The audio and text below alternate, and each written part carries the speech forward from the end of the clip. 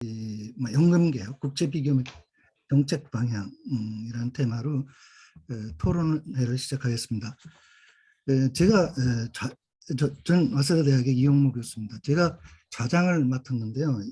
그 이유는 그 IAPICO 국제금융소비자학회 이 프로젝트로서 12개국의 그 연금 제도를 비교하는 프로젝트를 제안을 했었습니다.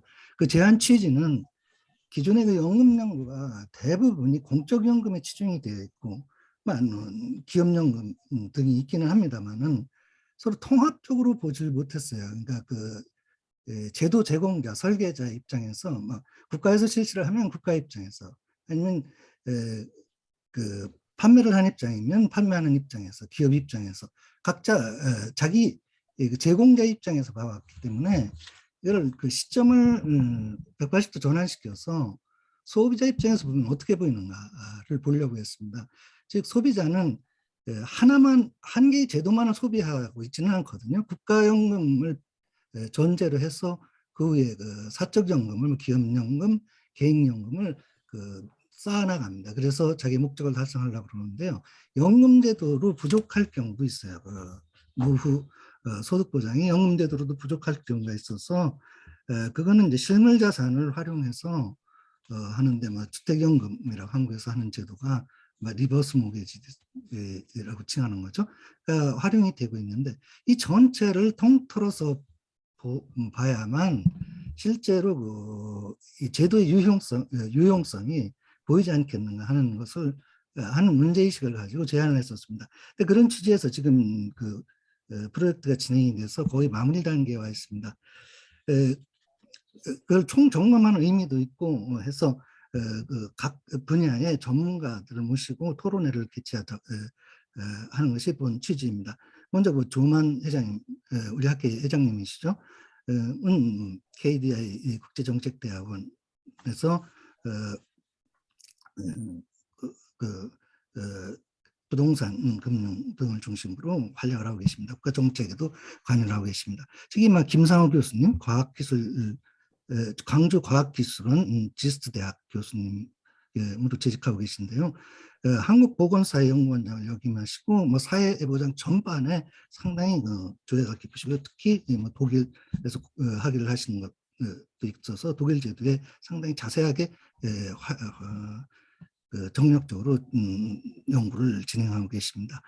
강성호 박사님은 보험연구원에서 사회보장 전반에 대한 연구를 많이 하셨던데요.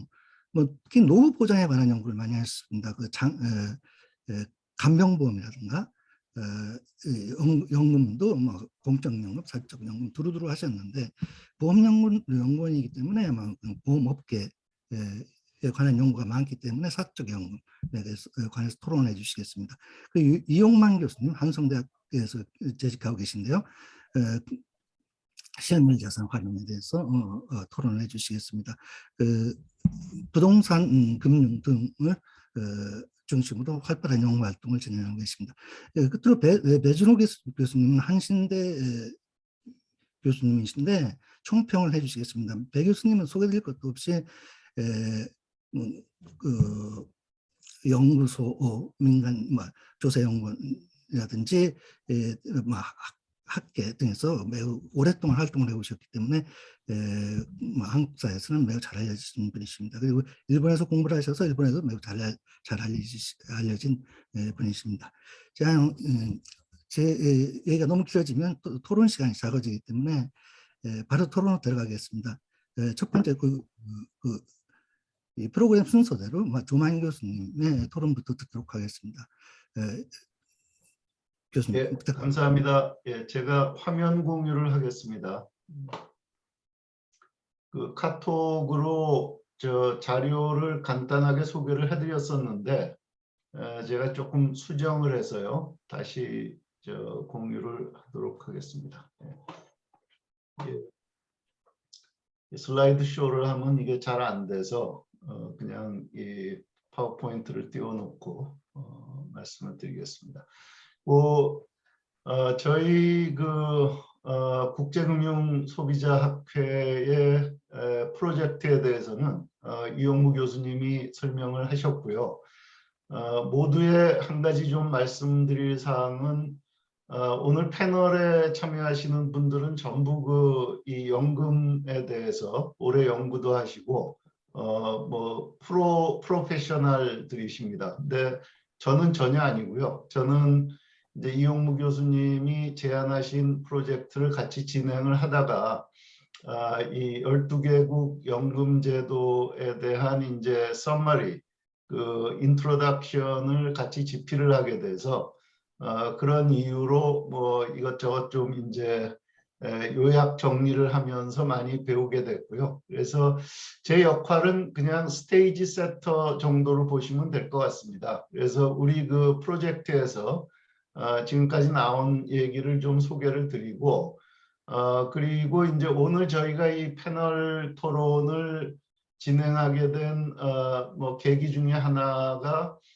국내에서도 지금 연금 개혁에 대해서 여러 가지 논의가 진행이 되고 있고 그래서 이제 저희가 이 뭐 진행해온 이 국제 비교하고 국내에서 논의되는 연금 개혁을 연결을 시키면 서로에 좀 도움이 되지 않을까. 저희 프로젝트에도 도움이 되고 또 혹시 뭐 외국의 사례를 기초로 국내 연금 개혁의 시사점을 좀 발견할 수 있지 않을까 하는 취지에서 패널 토론을 구성을 하게 됐고요. 그래서 저는 뭐 간단하게 말씀을 드리겠습니다. 두 번째로 이제 이 저희 그 진행 중인 프로젝트의 목차인데요. 여기 보시면 12개국, 그러니까 미국하고 일본 케이스를 저희가 벤치마킹 컨트리로 하자. 그래서 뭐 서론에도 좀 반영을 하려고 노력을 했습니다만은 좀 더 추가적으로 논의를 해야 될 부분이 있고요. 그 다음에 이제 그 벤치마킹 컨트리 2개국을 빼고는 유럽의 5개국 그리고 아시아의 6개국 그래서 이제 총 12개국하고 저희가 이제 타피칼 챕터를 3개를 준비를 했습니다. 첫 번째는 김상호 원장님이 집필을 하셨는데 이제 사적 연금 연금 프로그램의 역할에 대해서 저희가 이제 소비자 중심의 프로젝트를 진행을 해보자 하는 취지가 있어서 요 한 챕터를 이제 사적 연금으로 했고요. 두 번째는 이제 특히 유럽 쪽에는 국가 간의 이동, 노동 시장의 이동이 굉장히 커서 이거를 어떻게 세금을 매기고 소위 말하는 인터컨트리 포터빌리티를 어떻게 할 거냐 하는 게 유럽 쪽은 상당히 큰 이슈인 것 같습니다. 마지막으로 이제 이 홈 에퀴티 릴리스 프로그램 이게 이제 이 저 영모계지 그러니까 모계지 형태죠. 모계지 형태의 이제 주택 자산을 이용한 프로그램들을 서베이를 했는데 그 저 이용만 교수님하고 주택금융공사에 있는 김윤수 박사님하고 저하고 세 사람이 썼는데 요 부분이 저희가 이제 준비하면서 상당히 그 새로운 거를 좀 알게 됐습니다. 이 생각보다 9개 국가, 생각보다 많은 나라가 여러 가지 형태의 홈 에퀴티 릴리스 프로그램이 있는데 대체로 그 이 시장 침투 정도는 그렇게 크지는 않습니다. 근데 여러 가지 그 새로운 아이디어들, 그 특히 이제 영국에 대해서 이제 차후 좀 말씀을 드리겠는데 그런 이제 홈 에퀴티 릴리스 프로그램에 대해서도 한 챕터를 준비를 했고요. 그래서 저희가 뭐 이제 서론에 쓴 얘기들은 뭐 12개 국가 대개가 이 소위 말하는 이제 이 멀타이티어 펜션 시스템 그러니까 이 우리나라는 기초연금이라고 번역을 하는 것 같은데 mean tested and tax funded 프로그램이 있고 그 다음에는 이제 강제적인 이 contribution base의 public 프로그램이 있고 대개의 경우는 이게 이제 뭐 현재 일하는 사람들이 돈을 내서 은퇴한 사람들을 서포트하는 pay as you go 시스템이긴 한데 예외도 있습니다. 예외가 이제 싱가포르 같은 경우에 거기는 이제 fully funded 뭐 self-reliant 프로그램이라고 저희가 표현을 했는데 이런 이제 공적연금이 있고 회사나 개인이 이제 주도하는 사적연금이 있다 그런 얘기고 저희가 이제 12개 국가의 집필자들을 서베이를 했습니다. 서베이를 해서 너희 나라에 리폼이 필요하냐 물어봤더니 다 뭐 아주 필요하다 아니면 뭐 필요하다 이 정도 반응을 했는데 반면에 리폼이 진도는 잘 안 나간다 하는 게 이제 저희가 그 서베이 결과로 얻은 거고요. 이제 어려운 점이 이 펜션이 잘 발달돼 있는 나라들은 지금 이제 인구 고령화 뭐 이 관계해서 이 서스테이너빌리티 지속 가능성이 특히 이제 공적연금의 지속 가능성이 큰 문제가 되는데 우리나라를 포함해서 우리나라보다 펜션 시스템이 좀 덜 발달된 나라는 이거를 두 개를 다 해야 되는 상황이다 하는 게 이제 저희가 이 이제 좀 뭐 파인딩으로 알아낸 거고요. 그러니까 이 커버리지라는 게 이제 여러 가지로 얘기가 될 수 있겠습니다만은 하여튼 우리나라 요 그림에서 이건 이제 김상호 원장님 챕터에서 저희가 자료를 갖고 와서 원래는 이제 OECD에서 나온 자료인데요. 그 Y축은 퍼블릭 트랜스퍼, 그러니까 공적연금을 포함한 퍼블릭 트랜스퍼고 X축은 노령 인구의 그 소득에서 실제로 일을 해서 이제 충당하는 소득이 어느 정도 되느냐. 여기 보시면 뭐 이 유럽의 프랑스를 비롯한 유럽 국가들은 뭐 퍼블릭 트랜스퍼의 포션이 굉장히 크고 일을 해야 되는 포션은 작은 반면에 우리는 아직 여기 이제 칠레 뭐 이런 나라들하고 같은 정도의 뭐 퍼블릭 트랜스퍼도 낮고 일을 많이 해야 되는 뭐 이제 이런 상황이라서 이 커버리지하고 이 서스테이너빌리티의 문제를 어떻게 같이 해결할 수 있느냐 하는 게 이제 관건인 것 같고요.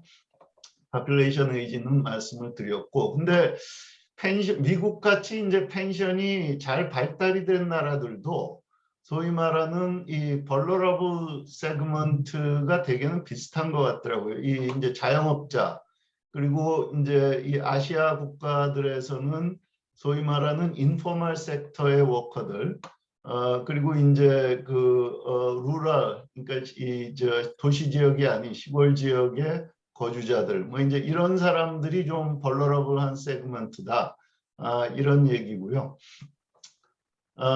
그 다음에 뭐 몇 가지 더 말씀을 드리면 싱가포르 케이스는 뭐 잘 아실 거라서 길게 말씀을 안 드리겠습니다. 근데 여기는 일단 뭐 이 보험료율이 굉장히 높습니다. 그러니까 이 일하는 사람이 소득의 20%를 내고 고용주가 17%를 내서 37%를 가지고 뭐 주택, 뭐 의료 서비스 이런 거를 각자가 저축을 해서 해결을 하는 시스템인데 그러니까 확정 기여형입니다. 그래서 정부가 이걸 돈을 굴려서 뭐 이 가버먼트 인베스트먼트 코퍼레이션 이런 데가 뭐 해외 부동산 투자도 많이 하고 그래서 상당히 성공적으로 펀드를 운영을 해서 뭐 20%를 띄어도 별 불만이 없는 뭐 이제 이런 상황인 것 같고요. 그래서 이 싱가포르 케이스는 상당히 예외적이고 스위스 같은 경우에는 이제 펜션 파라미터를 바꾸는 거의 모든 결정이 국민 투표로 진행이 된다고 합니다. 근데 그 나라는 하여튼 처음부터 이런 식으로 이제 이 펜션 같이 중요한 이슈는 내셔널 레퍼런덤을 이용을 하자 하는 식으로 결정이 돼서 상당히 이제 다른 나라하고 그 달리 디시전 메이킹이 좀 효율적으로 진행이 되지 않는가 하는 생각이 들었고요. 그 다음에 이제 인덱싱을 하는 나라가 이제 몇 나라 있는데 서론에서는 이제 일본 얘기가 지금 현재 많이 들어가 있고 다른 나라 경우도 좀 이제 참고를 할 필요가 있겠다 하는 생각이 들었고요. 뭐 딴 얘기는 다 아실 테니까 생략을 하고, 그 다음에 이제 프라이빗 펜션은 우리나라가 서브스크립션이 한 17% 가까이 되는데 딴 나라에 비해서 굉장히 낮은 상황이고, 그 다음에는 이제 뭐 미국을 포함해서 좀 공통적으로 나타나고 있는 현상이 이 확정 기여형의 쉐어가 계속 증가하고 있다. 그래서 이제 이 확정 급여형의 쉐어가 이제 반대로 주는 거죠. 근데 이제 여기서 나타나는 소비자 이슈가 과연 금융 소비자가 이성적인 투자 결정을 할 수 있느냐, 뭐 이제 이런 이슈가 좀 제기가 되고 있는 것 같고요.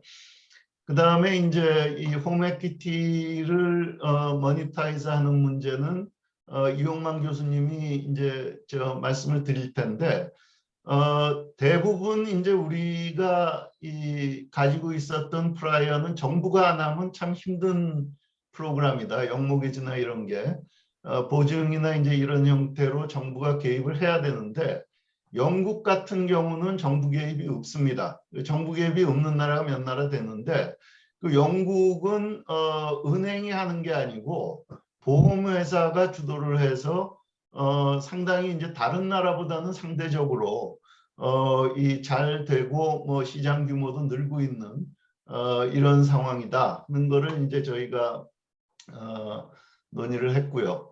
그 다음에 이제 우리나라는 뭐 이제 모든 민간의 근로자들이 다 커버가 될 때까지 한 40년 걸렸는데, 아시아 국가들은 되게 비슷한 것 같아요. 그래서 요 어디 단계들 다 와 있고, 이제 대개 시작하는 게 이제 그 공무원들, 정부 관료들, 그 다음에 이제 교사, 이제 이 대학을 포함한 교사들, 그 다음에 뭐 이제 우체국 등등해서 다 되는데 40년 걸렸고, 뭐 리플레이스먼트 레이시오는 다 아실 테니까 생략을 하고, 그래서 그러면 이제 우리나라의 연금 개혁 관련해서 저희가 뭐 준비한 이런 이 자료에서는 실질적인 뭐 도움을 줄 수 있는 얘기는 그렇게 많지는 않을 것 같은데, 그리고 이제 devils in detail, 이게 뭐 이런 표현이 있죠. 이게 이제 아주 이 디테일에 결국은 다 이제 답이 있는 건데, 몇 가지 뭐 질문을 던지자면 말씀드린 대로 커버리지와 서스테이너빌리티를 어떻게 같이 높일 수 있을 거냐, 뭐 이런 문제하고, 그 다음에 어떤 다이얼을 돌릴 거냐, 뭐 여러 가지 파라미터가 있습니다만은 어떤 다이얼을 돌릴 거냐. 근데 이 부분도 대개는 뭐 답은 나와 있는 것 같아요. 근데 진짜 어려운 부분이 디시전 메이킹 프로세스를 어떻게 해야 될 거냐. 그러니까 뭐 아주 기계적으로 인덱세이션 같은 걸 할 거냐, 뭐 이제 이런 문제가 있는 것 같고요. 사적연금은 서브스크립션을 어떻게 높일 거냐 하는 문제인데, 결국은 근데 이거를 이제 소비자 입장에서 좀 일찍 시작하게 할 수 있는 기제가 뭐가 있을까? 그 오늘 이제 강 박사님 그 토론 자료를 보니까 그 이제 텍스 인센티브나 뭐 이런 이제 이 당근에 해당하는 이런 게 충분하냐? 뭐 그 이외에 어떤 다른 작동 기제를 만들 수 있을 것이냐 하는 문제가 있고요. 영목외지는 지금 뭐 한 2% 조금 이제 이 가입 가능 인구의 한 2% 정도밖에 안 되는 수준이고, 이게 조금씩 이제 늘고는 있는데 이거를 또 좀 이렇게 확대를 하려면 어떤 이제 이 파라미터를 바꿔야 되느냐 하는 문제 정도로 제가 정리를 했는데, 말씀드린 대로 이 앞으로 네 분의 토론에서 아주 더 훨씬 더 구체적인 뭐 이제 이런 논의가 있을 걸로 기대를 합니다. 예, 감사드리고 제 토론은 여기서 마치도록 하겠습니다. 예, 감사합니다. 예, 다음으로 김상호 교수님 토론해 주시죠. 예, 저는 제가 거기 올린 그 자료를 기초로 해가지고 좀 설명을 좀 할까 합니다. 그,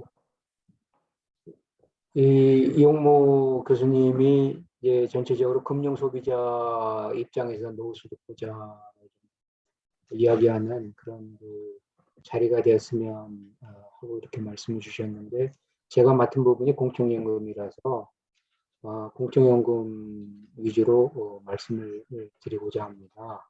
전 세계적으로 공통적으로 보면 공적연금 제도가 갖고 있는 그 문제는 모든 나라가 크게 세 가지로 집약되는 것 같습니다.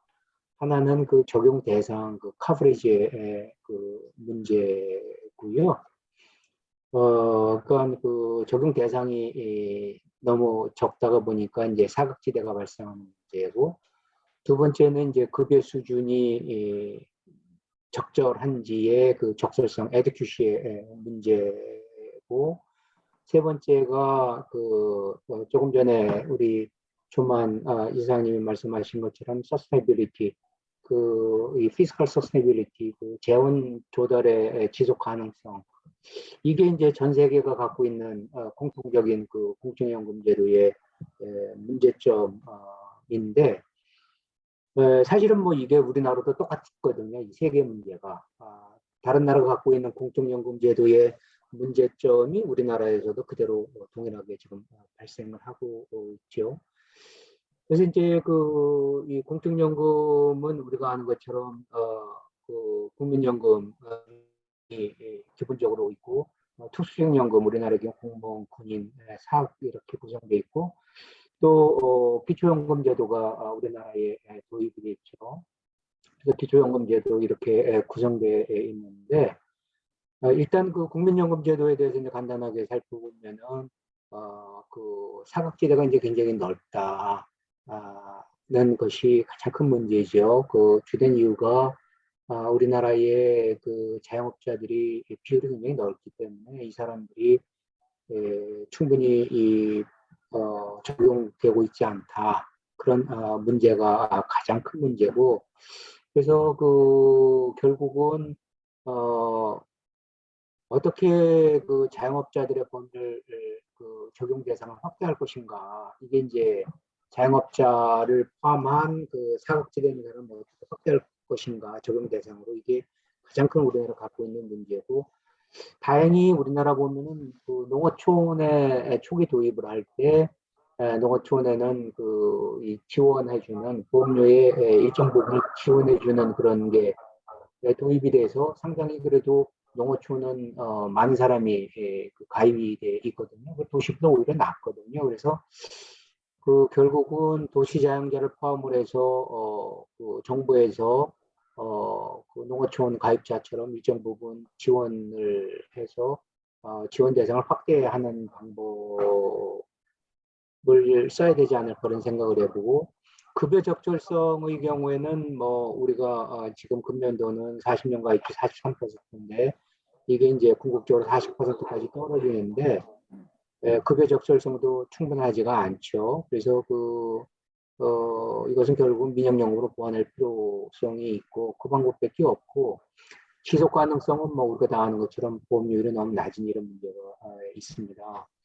먼저 기초연금에 대해서 조금 상세히 들어가서 보면은 그 기초연금 65세 이상 노인의 70%에게 현재 한 30만 원 지급하고 있고, 금년도 예산으로 한 20조 원 정도를 계산하고 있는데요. 이렇게 그 예산은 막대함에도 불구하고 우리가 다 아는 것처럼 노인빈곤율이 우리나라가 굉장히 높고, 물론 노인빈곤율 이렇게 산정하는 것이 맞는가? 아까 우리가 본 것처럼 하우스리치, 캐시푸어 같은 사람이 과연 이게 노인빈곤이, 이게 빈곤, 왜냐면 빈곤은 노인빈곤이 현금으로만 소득으로만 계산하기 때문에 하우스리치 그 캐시푸어 이 사람이 빈곤한 것인가, 사실은 논란이 여전히 굉장히 많습니다. 그렇지만 현재는 그런 식으로밖에 그 소득으로밖에 계산을 안 하기 때문에 아무리 그 하우스리치 해도 캐시푸어 하면은 그 빈곤한 노인으로 잡히기 때문에 이게 과연 그 설득력이 있는가에 대해서는 저는 동의하지 않지만은, 아무튼 전 세계적으로 현재 그런 그 빈곤율을 적용하고 있기 때문에 빈곤율이 다행히 그 2021년 기준으로 보면 40% 밑으로 떨어졌습니다. 노인 빈곤율이. 그렇지만 계속 감소하고 있음에도 불구하고 현재 약 40% 수준으로 높고, 또 이 기초연금을 통해서 빈곤율 감소 효과가 보면은 점진적으로 금액을 올려서 이게 올라가고 있습니다. 작년의 경우 보면 제가 사실은 요즘 이걸 그 계산을 하고 있고 맞췄는데 어제 맞췄습니다. 제가 계산을. 작년의 경우 약 한 5.9%, 한 6% 정도 노인 빈곤 6%포인트 빈곤 감소 효과가 있습니다. 그래서 이게 약 한 5에서 6% 정도 빈곤 감소 효과가 있는데 전체적으로 쓰는 예산에 비해서는 빈곤 감소 효과가 굉장히 적고, 그 이유는 이 제한된 금액을 30만 원을 적은 금액을 n분의 1로 나눠주기 때문에 그 목표 효율성이 굉장히 낮다는 그 문제가 있습니다. 그러니까 돈은 많이 쓰지만은 빈곤율 낮추기에는 굉장히 그 역부족인 효과가, 그러니까 재원이 제대로 사용되고 있지 않은 이런 문제가 있고, 또 저 표에서 볼 수 있는 것처럼 2060년도 되면은 기초연금에 드는 비용이 GDP의 3에서 한 3.5% 정도로 이렇게 올라갈 것으로 지금 예상이 되거든요. 현행 제도를 그대로 유지할 경우거든요. 제가 작년에 저걸 갖다가 제가 계산해서 퍼블리시 했는데요, 페이퍼에. 그러니까 사실은 저게 지속 가능하지 않거든요, 이 기초연금 제도가. 저렇게 이 GDP 대비 비율이 높게 늘어나는 이유는 뭐 간단하죠. 노인들 수가 엄청나게 빨리 늘어나고, 또 다른 하나는 경제 성장률이 굉장히 낮기 때문에, 그렇기 때문에 GDP에서 차지하는 비율이 굉장히 높게 올라가기 때문에 저게 지속 가능하지 않다. 그래서 기초연금도 어떤 형태로든지 저것을 갖다가 손을 봐야 되는 그런 상황입니다. 다음으로 이 재정 문제를 보면은 이제 크게 제도 설계상의 문제와 그 인구 문제로 나눌 수가 있는데요. 지금 두 번째 페이지로 넘어가 있습니다. 제도 설계상의 문제는 저부담 고급여 구조로 발생하는 거고, 임금 문제가 발생하지 않았어도 기금은 어차피 고갈되는 그런 문제고요. 여기에 이제 그 임금 문제가 가속화돼 가지고 기금 고갈을 갖다가 더 빨리 하게 하는 그런 내용이 되겠죠. 그래서 우리나라가 1970년부터 기대연명을 발표를 했는데 그 이후 50년 동안 그 생애 기대연명이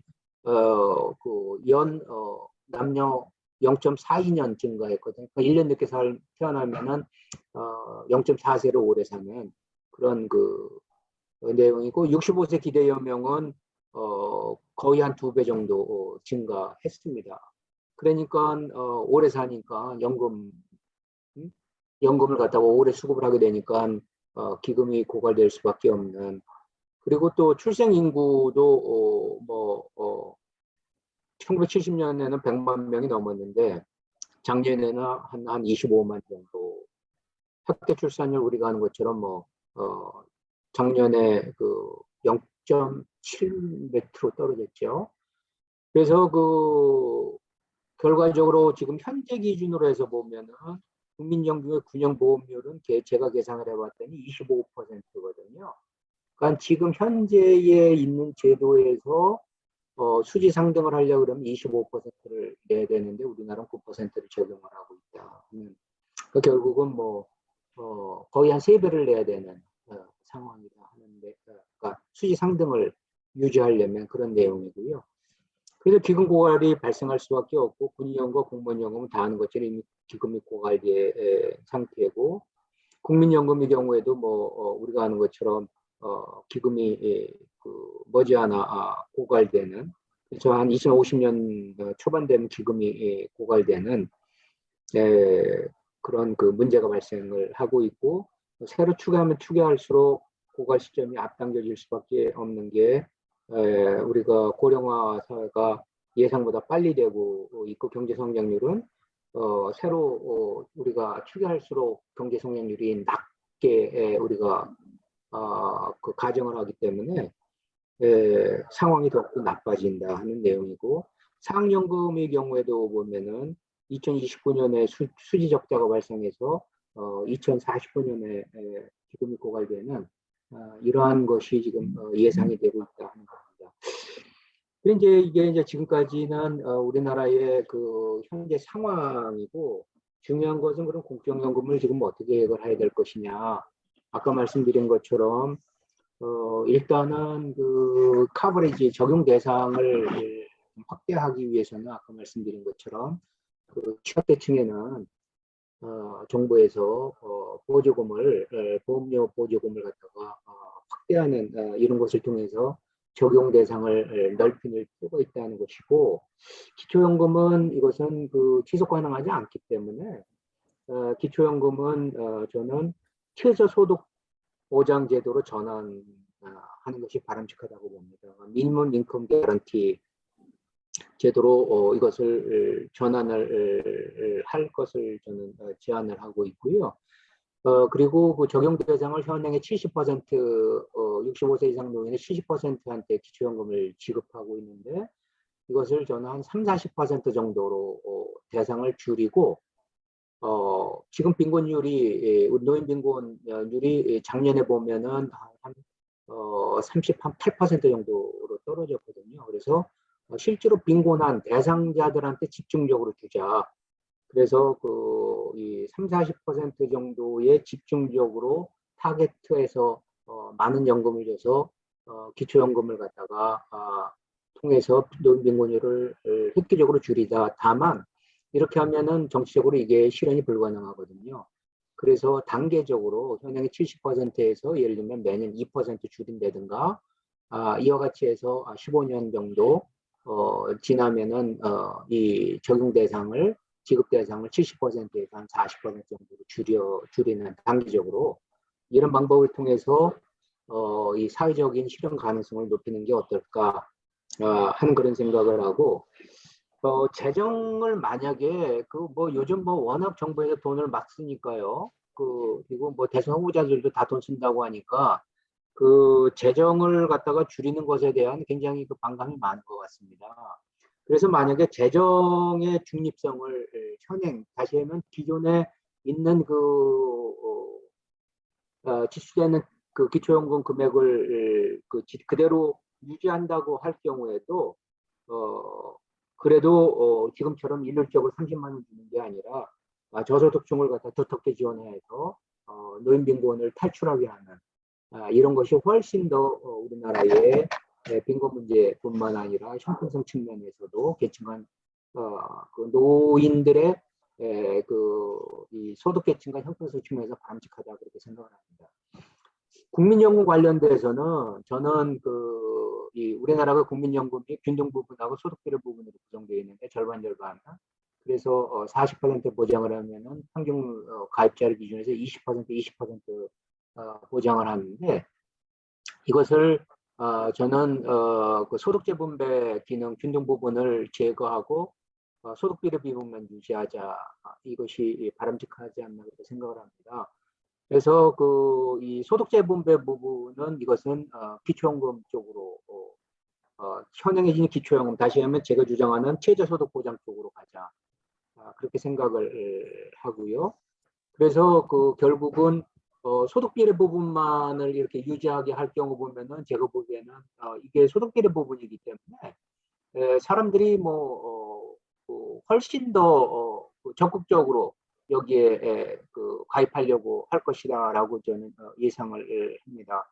결국은 그렇게 되면은 이 에듀큐시 급여 적절성 측면에서 문제가 되기 때문에 결국 이것은 중위소득자나 경제적으로 좀 괜찮은 사람들, 이 사람들은 개인연금 같은 민영연금을 통해서 이런 나머지 노후소득을 보장하는, 그러니까 저소득계층은 최저소득 보장하고 국민연금의 소득비례 부분 이거 갖고 하고, 고소득 중위소득이나 고소득자의 경우에는 소득비례 부분과 개인연금 같은 민영연금을 통해서 노후소득을 보장하는 이런 식으로 가야 되지 않을까 생각을 하고요.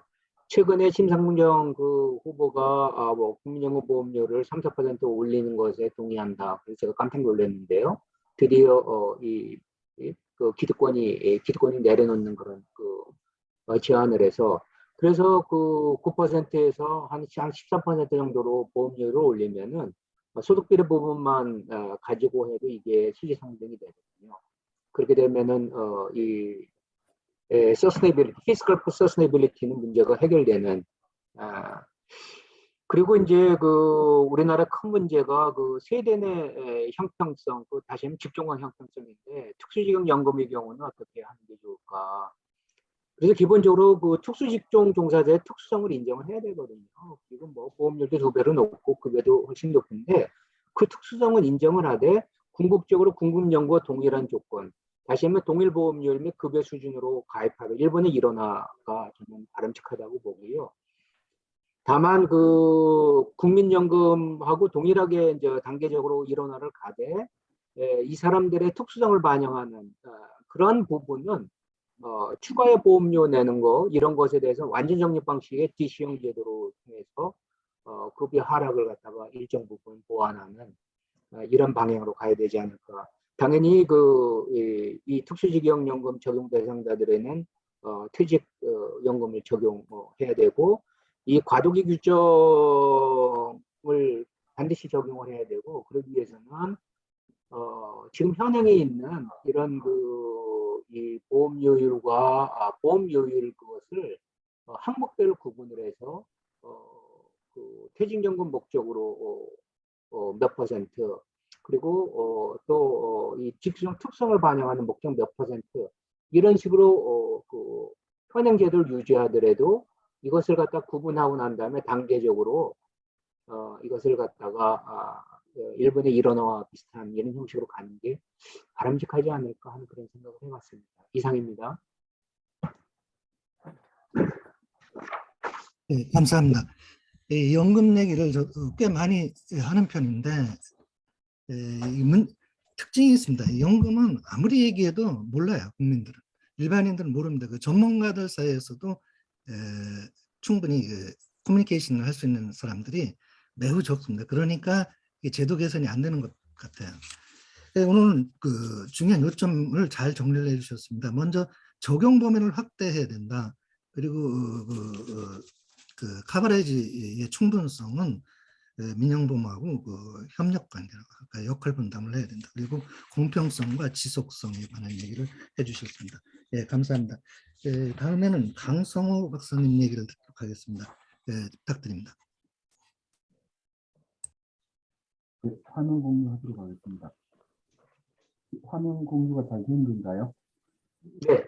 네. 제가 오늘 맡은 부분은 사적연금의 개선 방향에 관련된 내용입니다. 먼저 두 개의 장으로 구분이 가는데요. 사적연금의 현황과 문제점, 이슈를 한번 간단하게 살펴보고요.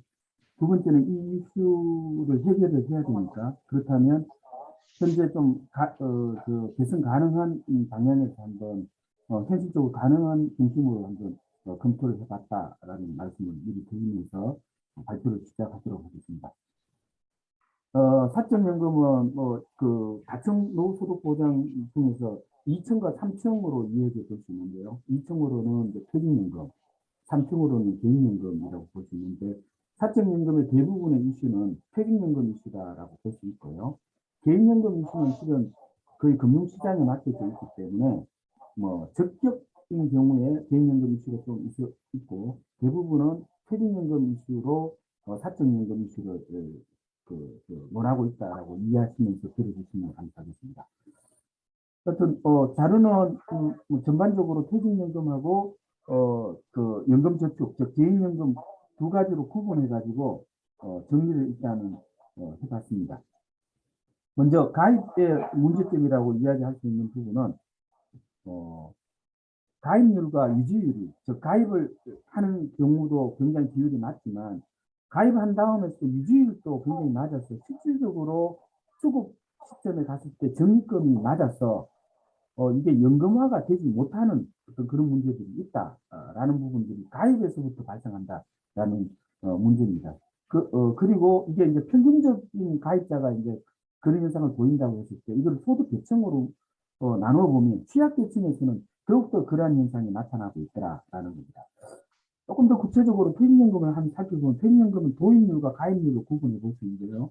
도입률은 사업장 중심으로의 비율이고 가입률은 근로자 중심의 비율이라고 보면 도입률은 한 27% 정도, 가입률은 한 50, 한 2% 정도 나오고 있습니다. 뭐 도입률이 가입률보다 낮은 이유는 소규모 사업장이 이제 많은데 소규모 사업장의 퇴직연금 가입률이 낮아서 즉 도입률이 낮아서 연산하는 현상이다라고 볼 수 있겠습니다. 뭐 이것을 사업장 규모별로 이제 보면 5인 미만 소규모 사업장의 가입률은 근로자 기준의 가입률은 한 12%밖에 안 됩니다. 전체 52% 중에 12% 정도고 300인 이상 즉 대규모 사업장에서는 한 70% 정도가 가입을 하고 있다라는 겁니다. 이것만 보더라도 실은 대규모 사업장은 상대적으로 소득의 여유가 있는 고소득층이 많이 이제 포진되어 있는 거라고 보면 퇴직연금 또 부익분으로 빈익빈 부익분 현상이 나타나는 가입률 형태를 보이고 있더라라는 겁니다. 밑에 해지는 뭐 참고하시기 바랍니다.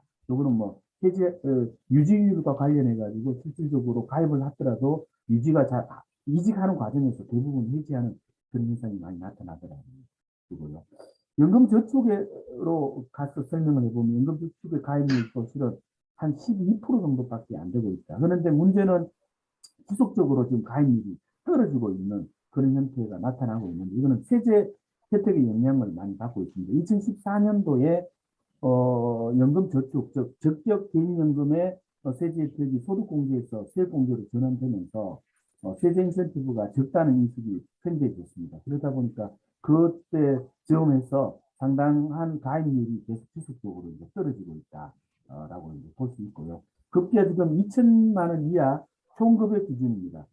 에 대해서는 지금 0.1% 가입률밖에 되지 않는다. 그래도 8천만 원 초과인 경우에는 좀 정체되어 있긴 하지만 57% 정도의 가입률을 가지고 있어서 연금저축에서도 빈익빈 부익부 현상의 가입률을 보이고 있더라라는 겁니다. 두 번째는 이제 적립돼서 이제 운용되고 있는 어떤 단계를 보면 운용 관계에서도 보면 원리금 보장형으로 운영되다 보니까 수익 창출이 굉장히 더디고 적더라라는 이슈고요. 그리고 실적 배당형으로 가서 수익률을 높이고자 하는데 주식시장의 환경이 불안정하다 보니까 단기적으로 굉장히 불안정한 작년 같은 경우에는 상당히 좋았고 올해는 또 이제 암울한 어떤 분위기 또 몇 년 전을 걸쳐 보면 2017년도에는 굉장히 수익이 좋았고 그 전으로는 또 떨어지는 뭐 그런 현상들을 이제 운용 단계에서 보이고 있기 때문에 실질적으로 안전자산을 운용을 원하는 어떤 대부분의 가입자 입장에서는 또 적극적으로 운용을 요구가 됨에도 불구하고 지금 그렇게 하지 못하는 그런 측면이 있다라는 겁니다. 뭐 이런 부분들은 수익률은 뭐 참고로 보면 지금 작년에 이제 장이 좋았기 때문에 한 2.6% 수익률 이거 평균적으로 봤을 때는 1%대 그 점진적으로 계속 이제 수익률이 줄어들었다. 아까 그 이유가 보면 원리금 보장형에 주로 거의 86%, 90% 가까이가 원리금 보장형이 되고 있는 그 이유가 유효하다. 다만 이제 실적 배당량이 좀 적기는 하지만 이게 점진적으로 이제 증가하고 있는 그런 형태고, 연간 수익을 2017년도로 보면 이제 조금 전반적으로 주식시장이 좋아지면서 좀 늘어나는 분위기는 있지만 그래도 굉장히 기대보다 못 미치는 정도다라는 거죠. 총 비용 부담률 한 0.4% 정도 나타나고 있고요. 그림 1과 2는 위에 거를 제가 설명한 내용을 그림으로 나타낸 거라고 볼 수 있습니다. 주식시장 이 변동성이 커서 실적 배당에 대한 어떤 불안감이 존재하고 있다라는 내용을 여기서 설명을 하고 있습니다. 다음에는 어떻게 보면 노후보장과 관련해서는 가장 중요한 어떤 단계인데요. 수령 단계입니다. 수령 단계를 살펴보면 55세의 수급 대상자 기준으로 보니까 대부분 연금을 수령이 아니고 일시금 수령을 하는 거로 해가지고 전부 다 정리를 해버린다는 겁니다. 일시금 수령이라는 것은 한마디로 이야기해서 노후보장 기능이 없다라는 건데요. 그 비율을 보면 지금 계좌 기준으로 보면 3.3% 정도만, 계좌 기준이라는 것은 사람 그 가입자 베이스라고 볼 수 있는데요. 한 55세 이상 퇴직급여 대상자 중에 한 3.3% 조금 높아진 비율이 이 정도입니다. 그 3.3% 정도만 가입을 연금 형태로 수급하고 있고 대부분은 일시금으로 찾더라. 그 이유는 보면 아까 얘기했듯이 가입률도 낮은데 유지도 낮다 보니까 중간에 해지를 하고 중도 인출하고 이런 과정들이 굉장히 잦은 현상이 나타나고 있습니다. 그러다 보니까 실은 뭐 일시금 그 적립된 금액이 뭐 2천만 원도 채 안 되는 그래서 대부분은 일시금으로 타버린다. 그래서 일시금 타는 사람들의 적립금을 보니까 1,600만 원 정도 받. 한번 자료를 사용해 주시죠. 스크롤 하셔서요. 예, 지금 안 보이십니까? 예. 보이는데요. 움직이지 않습니다. 아, 자료가 이거- 움직이지 않습니다. 잠깐만요. 지금 안 움직인가요? 제가 움직이고 있는데. 지금 저희가 그 예. 줌에서 보는 화면은 첫 번째 페이지입니다, 박사님. 잠깐만요. 죄송합니다. 그러니까 공유를 안 하시는 건가? 그런가요? 다시. 죄송합니다. 다시 열겠습니다.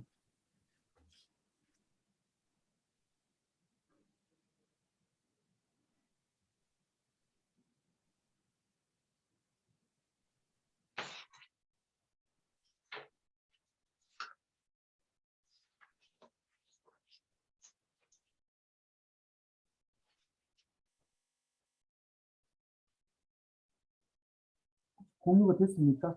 네, 네, 됐습니다. 됐습니다. 예, 죄송합니다. 그래서 어디까지 설명을, 네, 됐습니다. 예, 그래서 아까 얘는 뭐 급여가 이제 중요하다라고 했는데 여기 수령 단계에서는 일시금으로 이제 수령해버리는 경우가 있고요. 대부분이고 한 3.3% 정도가 지금 연금 수령에 거치고 있고 그 이유를 보니까 연금을 받으려면 일정한 적립금이 이제 돼야 되는데 대부분 일시금 타는 사람들의 적립금 수준이 2천만 원도 안 되는 그래서 중간에 해지를 하는 어떤 그런 이런 부분들이 있었기 때문에 그렇다. 그래서 연금화를 하기 위해서는 가입 단계부터 해서 수급 단계까지 가입률도 높이고 이율도 높이면서 적립금을 많이 쌓아야 된다. 라는 것을 여기서 이제 보여주고 있습니다. 그리고 이제 그걸 시간적 베이스로 이제 봤을 때는 위에처럼 이제 이야기를 할 수 있고요. 지원 수준 대부분 사적연금 같은 경우에는 노후 보장을 위해서 인센티브 제도를 많이 적용하고 있습니다. 그래서 보통 세제 혜택을 많이 이제 주는 제도도 우리나라도 역시 있습니다. 그런데 아까 2014년부터 소득공제에서 세액공제로 전환되면서 전반적으로 지원 수준이 낮아진다는 인식을 많이 가지고 있고요. 그러다 보니까 우리나라 세제 혜택이 이제 평균적으로 이제 줄어들면서 가입률, 유지율 모두 이제 낮아지는 그런 모습이다라는 겁니다. OECD 국가의 세제 지원율을 펜션 혜택 펜션 아웃룩을 통해서 살펴보면 전반적으로 OECD 국가의 평균 세제 지원율이 보험료 대비 한 26% 정도 나오는 것이 추정되나 우리나라 같은 경우에 DB, BC 각각 한 17%, 14% 정도 나오고 있습니다. 한 50, 다른 OECD의 평균에 비해서 보험료 대비, 납부액 대비 한 절반 정도의 세제 지원이 되고 있더라라는 걸 보여주고 있습니다. 환경적인 측면에서 보면 이제 최근 코로나라든지 이런 부분에서 노동시장이 이제 실업자 소득 감소 이런 부분들이 많이 나타나고 있습니다. 그래서 그렇다 보면 노동시장의 어떤 연금이 또 영향을 많이 받기 때문에 앞으로 연금 자산 축적에 굉장한 어떤 부정적인 영향을 미치지 않을까 이런 걱정이 되고 있는 그런 분위기다라고 볼 수 있습니다. 이런 상황에서 그럼 과연 사적연금 개선이 어떻게 돼야 되느냐 라는 건데 먼저 사적연금 개선에 앞서서 노후보장 전반적인 개선에 대한 방향이 결정돼야 된다. 과연 그렇다면 우리 노후보장 개선 방향이 수적으로 갈 것인가 구조적으로 갈 것인가 라는데 그걸 장단점이 다 있을 겁니다. 하지만 그동안 우리가 많은 학자들이 논의는 있었지만 그 정책적으로 입안하기 위한 어떤 논의 과정은 상당히 적었고 그리고 또 지금 개선 국민연금을 기준으로 봤을 때 2007년 이후에 개선이 안 되는 상황에서 개정 제도 개선을 해야 되는 어떤 상황이 굉장히 급박하다라는 측면에서 봤을 때 좀 단계를 나눠서 개선을 해 가야 되지 않을까. 그래서 그 단계를 나눠서 가기에는 당장 구조개혁으로 가는 것은 좀 위험 부담이 있기 때문에 한 차례 정도는 구조개혁을 가더라도 한 차례 모수개혁을 통해서 가는 게 좋겠다. 그래서 뭐 구조개혁이 맞다, 모수개혁이 맞다라고 주장하기 앞서서 저는 내년 그 대선 TV 토론에서 봤다시피 내년에는 어떻게 보면 다 합의를 했기 때문에 내년이 아니고 올해 말까지는 한 번쯤은 개선을 하고 가야 된다. 국민연금, 공적연금. 그런 의미에서 봤을 때 모수개혁으로 가는 게 맞겠다라는 생각이 들었습니다. 그래서 반드시 올 연말까지는 국민연금 중심이랑 공적연금 개혁이 모수개혁 중심으로 한번 가고 종합적으로 또 논의를 해서 모수개혁으로 지속할지 구조개혁으로 갈지 뭐 이런 부분을 논의해야 된다라고 생각이 듭니다. 그래서 그 방향이 결정된다면 그게 맞춰서 사적연금의 활성화 방안이 또 개선 방안이 이제 논의해야 되지 않을까라는 생각을 해보는데요. 그런 측면에서 아까 가입과 연속성 측면에서 문제가 있다라고 말씀을 드렸습니다. 그래서 가입은 연금 중심입니다. 지금 퇴직연금하고 퇴직금 제도가 공존하고 있는데요. 공존하고 있는 부분을 퇴직금을 퇴직연금으로 일원화해 갈 필요가 있고요. 그리고 퇴직연금의 확대가 바로 이제 일원화라고 볼 수 있겠고요. 그리고 또 중강제화라는 것은 뭐 공적연금과의 통합 이것이라기보다는 사적연금의 역할을 하면서도 강제적인 어떤 그런 이슈를 도입을 하는 거죠. 예를 들어서 퇴직연금으로 하되 가입을 강제적으로 이제 적용하는 어떤 그런 지금 퇴직금 제도하고 비슷한 거로 이해하시면 되겠습니다. 그래서 사각지대를 완화하고 유지율을 제고해가지고 일단 적립금을 많이 쌓아야 된다. 그 강제화 방법 중에 한 개는 선진국에서 많이 하고 있는 옵트아웃 제도라고 볼 수 있는데요. 옵트아웃이라고 하면 일단 원칙적으로 퇴직연금 가입을 하되 정이 그 제도가 부담이 돼서 하기 어렵다고 하면 이제 탈퇴하는 뭐 이런 방식들이 있습니다. 그게 이제 어떻게 보면 완전 강제형보다는 중강제형에 이제 가깝기 때문에 그런 부분들이 이제 영국의 오토 일로먼트 제도라든지 이런 부분이 있기 때문에 참고할 만하다라는 겁니다. 또 개인연금은 이런 식으로 무자비하게 어떻게 보면 강제화를 좀 하기 좀 어려운 측면이 있기 때문에 세제 인센티브, 수수료 감면 뭐 이런 식으로 가입 활성화를 유도시킨다라는 측면이고요. 그래서 근태법의 또 세부적인 조항 중에서는 퇴직연금을 설정하지 않을 경우에 퇴직금을 설정한 거로 간주하는 조항이 있습니다. 이걸 반대로 해야 됩니다. 그래서 뭐 예를 들어서 퇴직급여를 설정하지 않았을 때는 퇴직연금이 도입된 거로 보는 뭐 이런 제도로 이제 해줘야 사적연금이 노후 보장으로 활성화될 수 있겠다라는 생각이 들었고요. 만약 그렇다 그러면 이런 과정에서는 소규모 사업장의 사업주의 부담을 가지고 올 수 있습니다. 그런 측면에서 소규모 사업장의 사업주에 대한 어떤 부담 경감도 고민해 봐야 된다. 즉, 대부분 보면 그동안은 퇴직금을 운전하고 있는 사람들 같은 경우에 퇴직급여를 운전 자금성 경비로 이제 많이 활용을 했다는 거죠. 그거를 갑자기 퇴직연금화해서 외부로 이제 적립하도록 이제 유도한다 그러면 운전 경비에 대한 부담을 소규모 사업장에서 이제 느낄 수 있기 때문에 여기에 대해서는 좀 저리의 대출을 정책적으로 지원한다든지 유도하는 좀 방향이 좀 필요하고요. 그리고 어려움에 불구하고 소규모 사업장이 퇴직연금 도입 스케줄이 우리가 만들었다고 하면 그 스케줄보다 조금 더 빨리 도입을 하게 하면 좀 인센티브를 사업장에 대한 인센티브를 소규모 사업장 인센티브를 줌으로써 퇴직연금 가입을 조기 유도하는 그런 방식도 고민해 볼 수 있겠다라는 겁니다.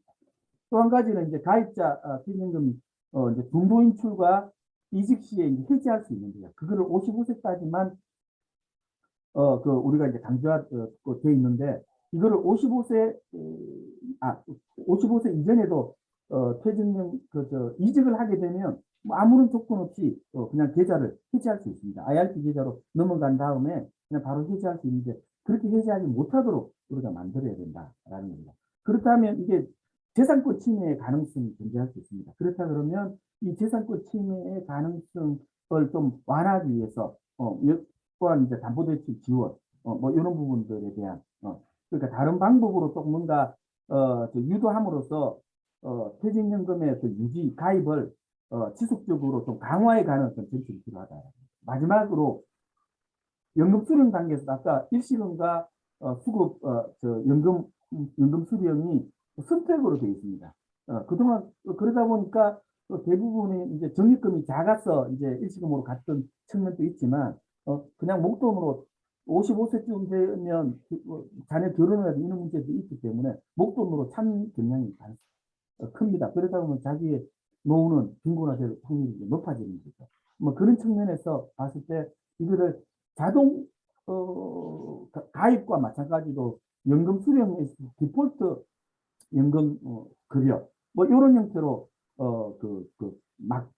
뭐랄까 전환하는 어떤 제도가 좀 필요하지 않을까. 뭐 선진국을 같은 경우에도 네덜란드, 싱가포르 뭐 이런 부분에 급여를 종신연금화 형태로 유도하는 그런 사례들을 우리가 좀 참고해 볼 필요가 있겠다라는 생각이 듭니다. 뭐 다양하게 연금 수령 기준도 지금 55세로 되어 있는데 65세로 이제 정년 연장에 맞춘다든지 65세에 국민연금과 맞춘다든지 뭐 그런 식으로 이제 우리가 접근할 필요가 있겠다.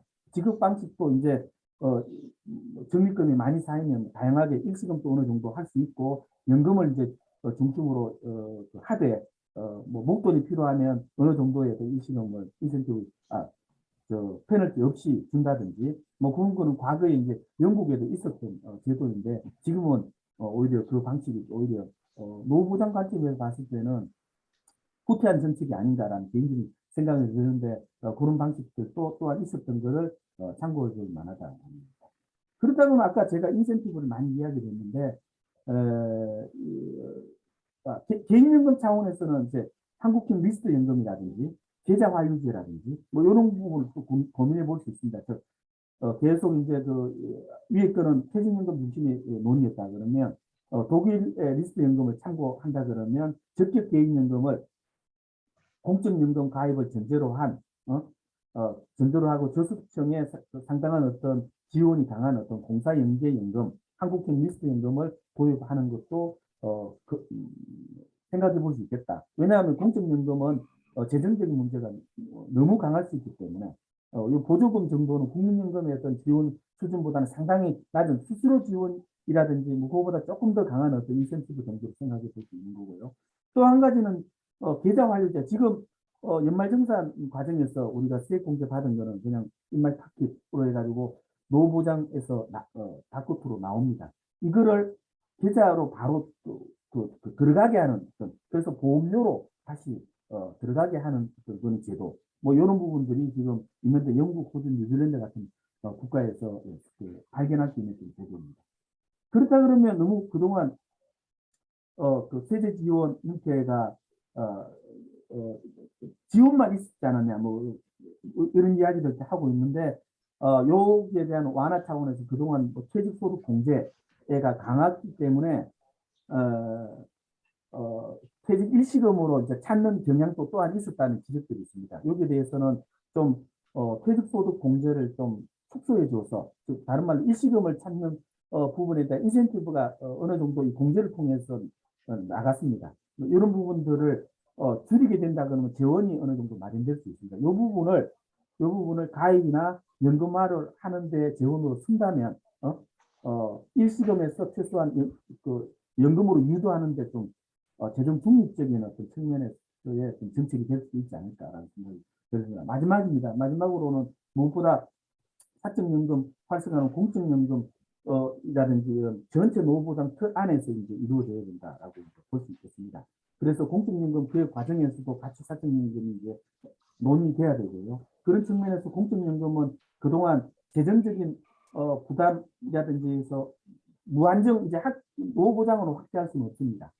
그런 측면에서 봤을 때 기본적으로 노후보장은 공적연금이 맞고 어느 정도 보험료를 올리고 급여 수준도 뭐 지금과 소득 대출 동기라든지 안 그러면 보험료에 올린 상한한 만큼 어느 정도 급여 수준이 이제 조정되는 측면이 있을 수 있겠지만 무엇보다도 향후의 어떤 급여 수준의 확대는 퇴직연금이라든지 사적연금의 노후보장의 적극적인 기능 없이는 노후보장이 더 이상 어떤 확대되기 좀 어렵다라는 측면에서 사적연금의 좀 활성화가 이제 필요한데요.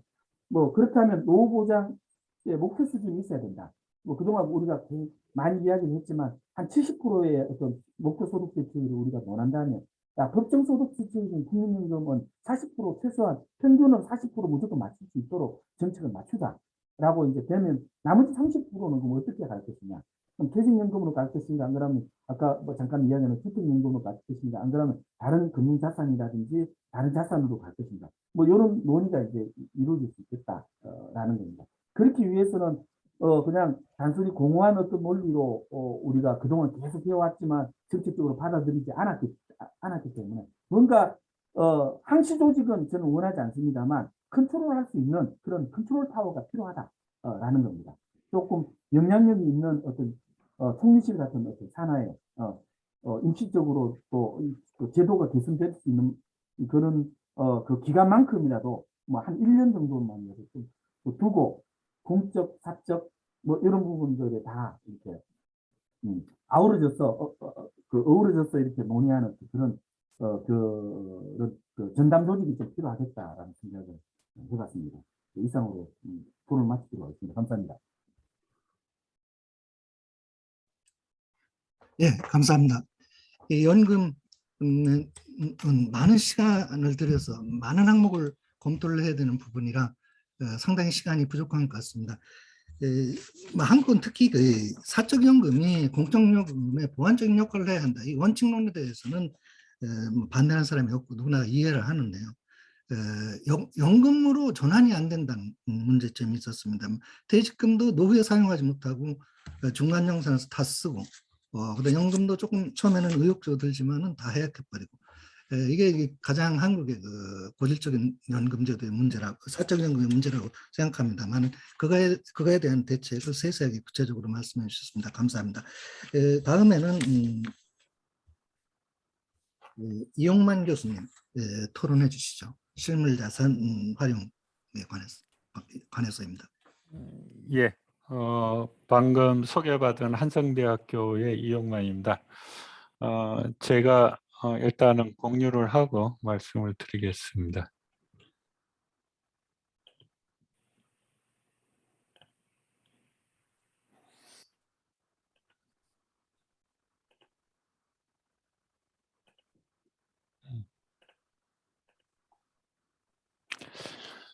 예, 뭐 오늘 국제 비교 및 정책 방향에서 실물 자산을 활용하는 것을 대한 이제 그 토론을 하겠습니다. 여기 제가 준비한 토론 자료는 뭐 아까 조만 교수님이 말씀을 하셨지만 조만 교수님하고 저하고 한국주택금융공사에 있는 김영수 박사님하고 같이 그 주택 자산을 연금화하는 그 사례들을 이제 봤는데 그에 기초한 것입니다. 이 대부분의 나라에서 그 공통적으로 나타나는 특징 중에 하나가 가구주의 나이가 들어갈수록 이제 주택의 순자산이 증가를 합니다. 그럴 수밖에 없는 게 이제 대개의 경우 한 30대나 40대에 가서 주택을 구입을 하고 구입을 할 때 장기 모기지로 주택을 구입을 하죠. 그리고 이게 원리금을 갚아 나가기 때문에 이제 점차 이제 소유주의 주택 지분이 증가를 하게 됩니다. 이거는 어떻게 보면 그 아까 사적연금에 대해서도 얘기하고 공적연금에 대해서도 얘기했는데 강제저축의 그것도 일종의 저축이죠. 사적연금이나 공적연금도.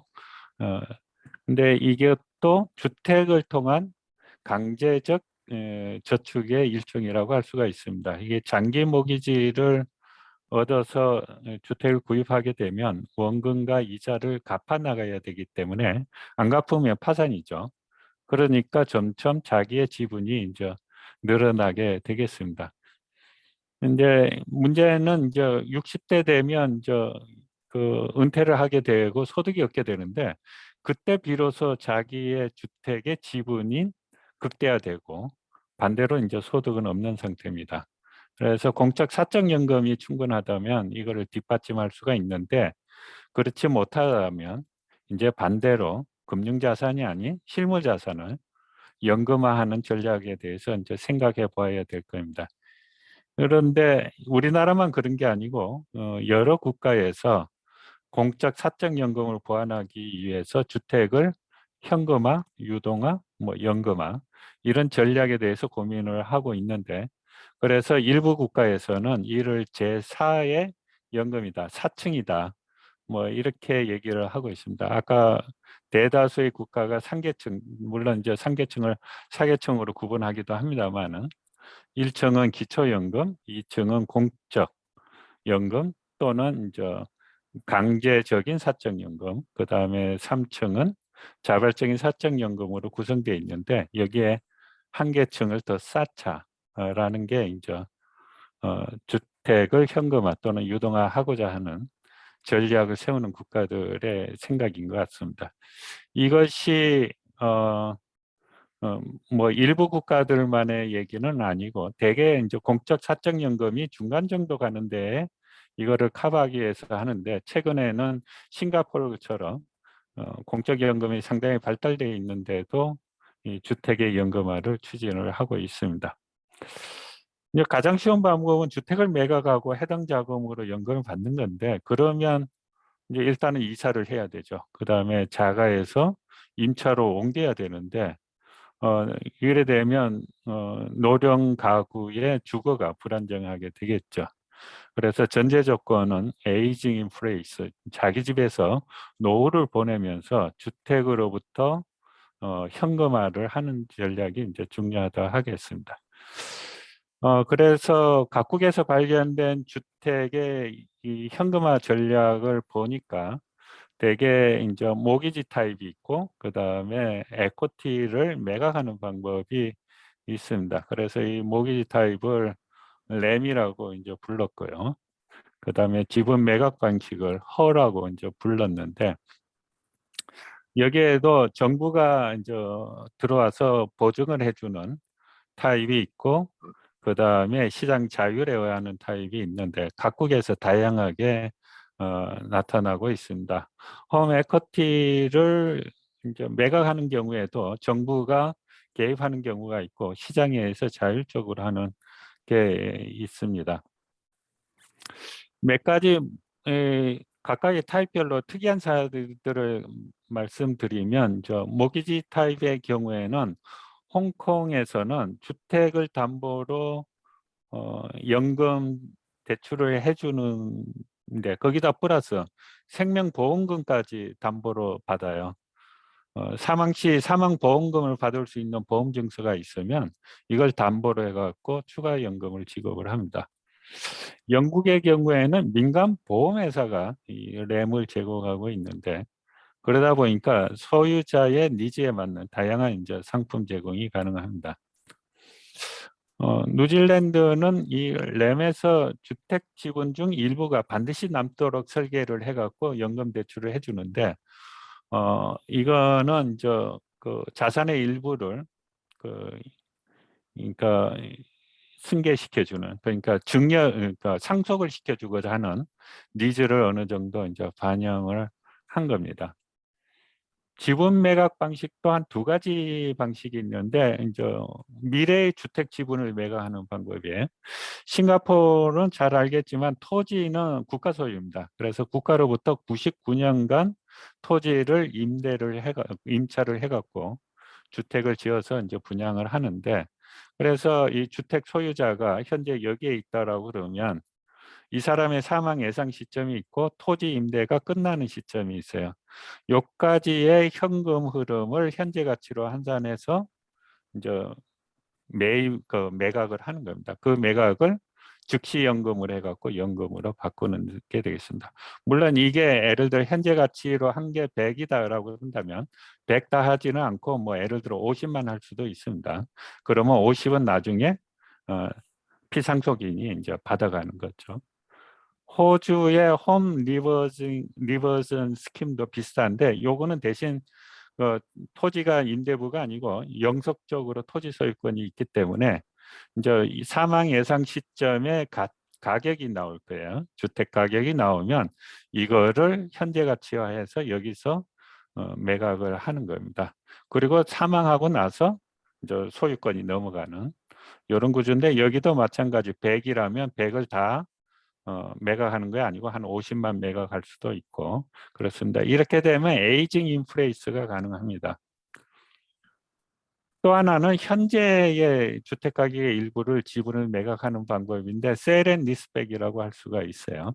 그래서 호주의 에쿼티 릴리즈 어그리먼트라는 게 있는데 지분의 일부를 매각하고 그 지분에 해당되는 것만큼 임대료를 내는데 그냥 현금으로 내는 게 아니고 지분을 매각해서 이 임대료를 내는 방식이 되겠습니다. 그래서 시간이 지나면 점점 자기 지분은 줄어들고 타인 지분이 늘어나는 구조가 되겠습니다. 그러나 프랑스의 비에가라는 것도 있는데 이거는 완전히 개인적으로 부동산을 투자하는 방식으로 사용을 하더라고요. 최근에는 각국에서 주택에 투자하고자 하는 투자자와 지분 매각을 하고자 하는 주택 소유자를 연결해주는 플랫폼도 등장하고 있습니다. 그래서 소액 투자자들을 모아가지고 주택 지분을 매각하고자 하는 쪽에다가 연금을 지급을 해주는 거죠. 그리고 나중에 사망을 하면 매각을 해서 투자금을 회수하는 이거와 관련된 주택 유동화와 관련된 이슈로 이제 네거티브 에코티 크로즈라는 게 있는데 이게 주로 이제 민간에서 유동할 때 이런 이슈가 해당되는데 소유주의 지분이 0이 돼버리면 대출을 중단하거나 또는 지분 매입을 중단하고 해당 주택을 매각해서 원리금을 상환하게 만들어요. 근데 이 경우 이제 투자하는 쪽은 리스크가 없겠지만 고령의 노인이 갑자기 살던 집에서 퇴거해야 되는 문제가 생깁니다. 공공에 살 때는 이런 이슈는 없고요. 그다음에 과도한 지분 차익이 이제 발생하는 문제가 생길 수가 있는 이게 소비자 금융 측면에서의 이슈가 있습니다. 우리나라에서의 정책 방향은 뭐 잘 아시다시피 우리나라는 특히 노인들의 주택 지분이 굉장히 자산이 많은데 소득은 낮은 상태입니다. 자가 보유율이 가장 높은 층이 70대예요. 그러다 보니까 거의 뭐 한 75% 정도가 자기 주택을 가지고 있습니다. 그래서 이거를 유동화하는 전략을 세워야 되는데 우리나라는 일찍 유동화에 나서 가지고 2007년에 주택연금을 도입했고 2011년에 농지연금, 세계적으로 없는 연금입니다. 우리나라에만 있는 연금을 도입을 했는데 아직 이거를 제4의 연금이라고 말하기에는 좀 어려운 상태입니다. 이게 주된 이유가 상속 동기하고 유동화 제한 때문인 것으로 이제 보이고 있습니다. 그래서 이제 우리나라의 정책 제안으로서 이게 먼저 생각해 볼 수 있는 게 주택연금의 상품 가입 가능한 게 지금 9억 원 이하로 되어 있습니다. 근데 주택연금은 고가주택 소유자가 저가주택 소유자를 크로스 서비스하는 구조로 되어 있습니다. 일종의 소득 재분배 기능이 일부 들어가 있어요. 그런데 고가주택을 굳이 가입 못하도록 막을 필요가 있겠느냐라는 게 그거예요. 수요자의 니즈를 반영한 새로운 상품을 검토해야 될 것 같은데 상속 동기를 반영을 해서 대출 종료 시에 반드시 이제 주택 지분의 일부가 남도록 설계할 수도 있고요. 또 상속 동기를 반영해서 대출 종료 시에 피상속인이 대출 원리금을 인수하되 대출 원리금을 일반 모기지로 전환하도록 하는 방법도 있을 수 있습니다. 그다음에 이제 사망 시 받는 연금이나 보험금이 있다면 이걸 담보로 해가 추가 연금을 지급할 수도 있을 것 같고요. 홈 에쿼티 릴리즈는 우리나라에 없는데 이것도 한번 고려해 볼 수는 있겠다. 주택을 투자하고자 하는 투자자가 있기 때문에 이들하고 연결을 하는 것도 하나의 이제 방법일 수 있겠다라는 생각이 들었습니다. 이것도 결국은 공적 사적연금의 구조 개선하고 같이 연결을 해야 되는데 결국 이거는 이제 개인적으로 그러니까 공적연금은 기초적인 거를 하고 나머지는 소득 비례로 간다라 그런다면 결국 이거는 자산 비례로 이제 가서 국가는 소득이 낮고 직접 자기의 노후를 책임지기 어려운 사람에 집중적으로 지원을 하고 그렇지 않고 자산도 있고 소득이 있는 사람들은 스스로 할 수 있는 방법으로 돌려야지 국가의 이제 일종의 자유도도 그러니까 지원할 수 있는 여지도 넓어지지 않는가 뭐 그런 생각이 들었습니다. 예, 이상으로 제 패널 토론을 마치도록 하겠습니다. 네, 예, 감사합니다. 저는 일본에 있으니까 일본보다는 한국이 훨씬 주택연금이 잘 돼 있는 걸로 보입니다. 그렇지만 상당히 아직도 가능성을 많이 지니고 있다. 활성화시키고 그다음 다양화시키면 활성화될 여지가 있다는 말씀을 해주셨습니다. 감사합니다. 그러면 그 총평으로서 배준호 교수님께 부탁드리겠습니다. 교수님 부탁드립니다. 네, 제가 별도 자료를 준비 안 해서 그냥 구두로 말씀드리는 거 양해 구합니다. 처음에 아마 그 조만 교수님 또 이영호 선생님 그 발제 통해 가지고 전체 큰 프로젝트의 윤곽을 확인할 수 있었습니다. 그리고 아마 보니까 책을 내시는 것 같아요. 굉장히 좋은 책이 되고 우리나라를 포함해서 주요국에서 널리 일으켜서 우리나라의 연금 제도가 상당히 진일보하는 그런 기회가 되었으면 좋겠습니다. 그러면 우선 그 조만 교수님이 처음에 얘기해 주신 그 영문 텍스트 그 부분은 지금도 조금 진행 중인 것 같고 그래서 그 부분에 대해서는 큰 언급은 안 하겠습니다. 다만 통상적으로 조금 특이했던 점은 그 커버리지하고 피스컬 서스테너빌리티가 경합관계에 있어서 각국이 그 문제로 이제 애를 먹고 있다, 고민하고 있다라는 말씀을 해주셨는데 크게 보면 그 커버리지 안에 좁은 의미의 커버리지, 그 공적연금이 적용되는 적용 범위, 그리고 이제 급여 수준의 적정성을 말하는 에듀컷이 두 가지를 함께 포괄 하셨더라고요. 근데 그게 조금 특이한 기존의 그 문헌에서 봤던 것과는 좀 다르게 그 좁은 의미의 커버리지와 급여 수준의 그 적절성, 에듀컷을 함께 커버리지로 포괄한 점이 특이했던 점인데 그 점에 대해서는 책의 어딘가에 기존의 문헌과의 좀 다른 접근을 우리가 하고 있다. 그런 멘트는 아마 있지 않을까 싶은데 제가 보지 못했는지 모르겠습니다. 다음에 이제 공적연금 개별 토론에 대해서 잠깐 생각을 말씀드리겠습니다. 우리 김상호 선생님이 정리해 주신 공적연금의 그 토론, 우리나라의 연금으로 주로 이제 한정되어 있었던 것 같은데요. 잘 정리해 주신 것 같아요. 실태와 개혁 방향에 대해서 크게 이제 동의합니다. 다만 몇 가지 이 사안에 대해서만 언급해서 함께 생각해보는 주제로 삼았으면 싶습니다.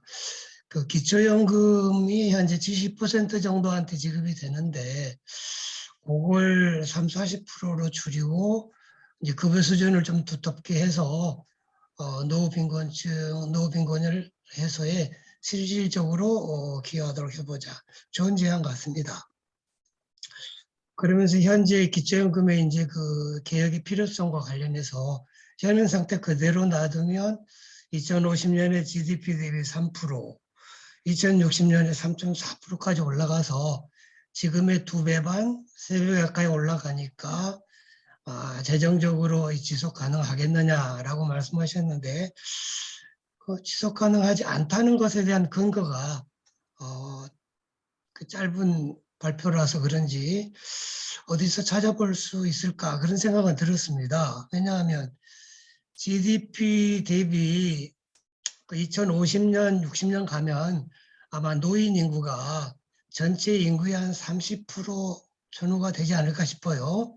그렇죠. 65세 이상이 장수사회가 되니까. 그럼 전체 인구의 30%가 우리 전체 그 GDP의 소비, 그러니까 GDP에 대략 한 60% 전후 되잖아요. 그러면 전체 인구의 3분의 1을 노인 인구가 차지하면 GDP의 20%, GDP 중에 소비 지출이 60%라고 간주하고 그 소비 지출의 3분의 1을 노인 인구가 소비한다면 20% 정도를 소비할 수도 있죠.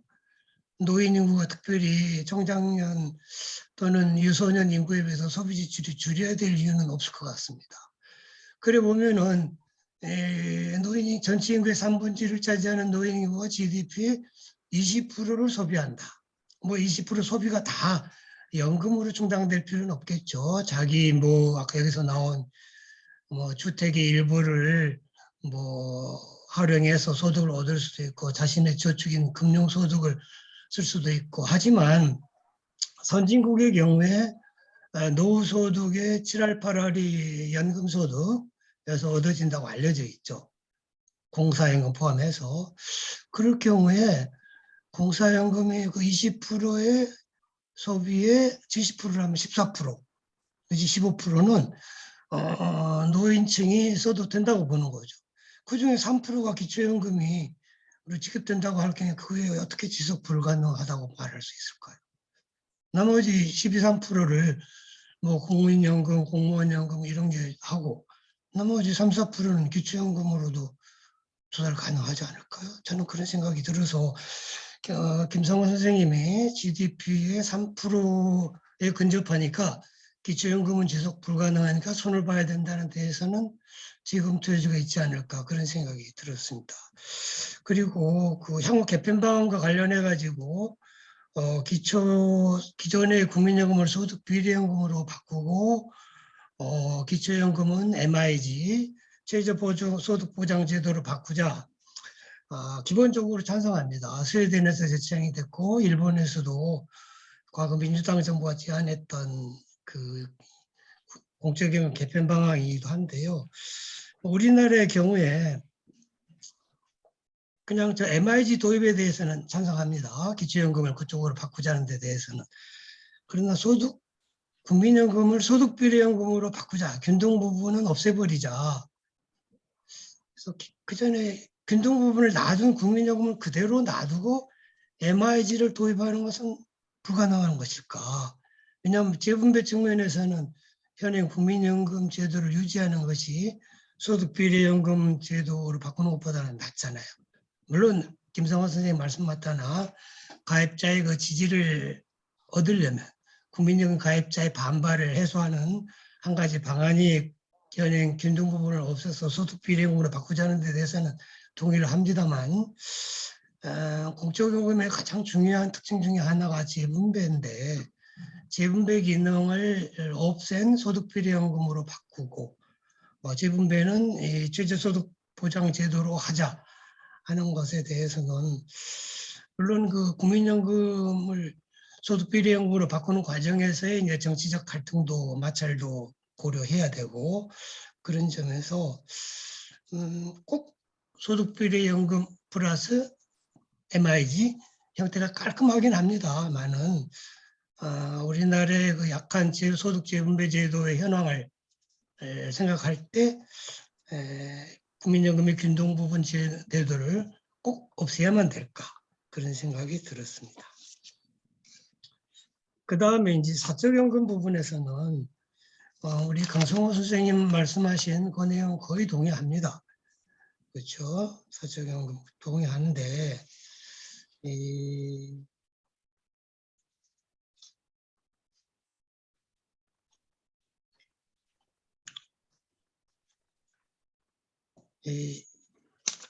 아까 그 사적연금의 가입률이 그 조만 선생님 그 발제문 한 보면은 OECD 통계를 인용해서 16%라고 나오거든요.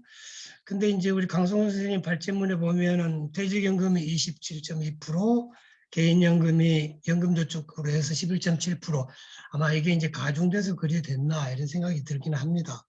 그런데 기본적으로 이 또 두 번째 그 세제 혜택이 소득공제 중심 제도에서 그 세액공제로 바뀌어서 전체적으로 이제 세제 혜택이 줄었다. 그거 이제 저도 인정하고요.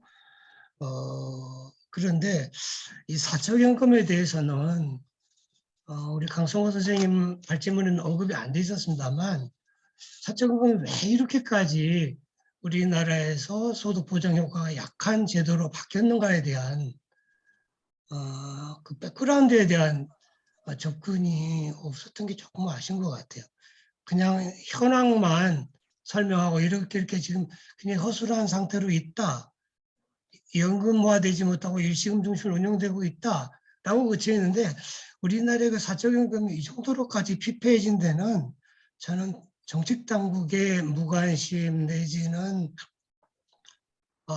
그 손을 놓고 있었던 그 측면이 크지 않나 하는 생각이 들어서 이 전체 노후소득 보장과 연관해 가지고 공적연금을 다루는 보건복지부와 사적연금을 다루는 고용노동부 금융위원회가 협업체제가 안 됐다.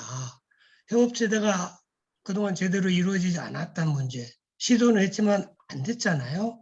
그것에 대한 분석.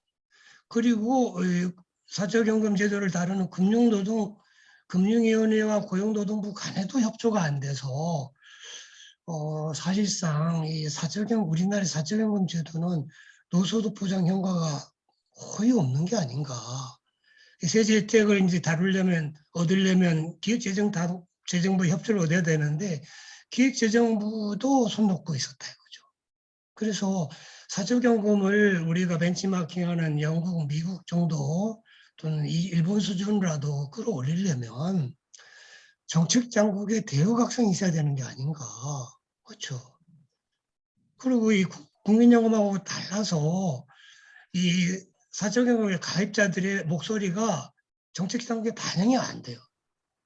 사적연금 가입자들이 조직화된 목소리를 낼 수 있는 구조가 안 돼 있다는 거죠. 그러다 보니까 사적연금은 그냥 금융기관 중심으로 운영이 되고 금융기관이 불만을 얘기 안 하면 금융위원회가 거의 그냥 손을 놓고 있는, 기획재정부도 손을 놓고 있는, 그 다음에 상대적으로 퇴직연금에 대해서 가입자들의 목소리를 중시해야 될 고용노동부는 전혀 저는 신용만해 왔다 이렇게 보고 있습니다. 그래서 우리 그 강성호 선생님 발제문에 나와 있는 세제 혜택을 강화하자, 연금제도를 바꾸자, 방향성 맞죠.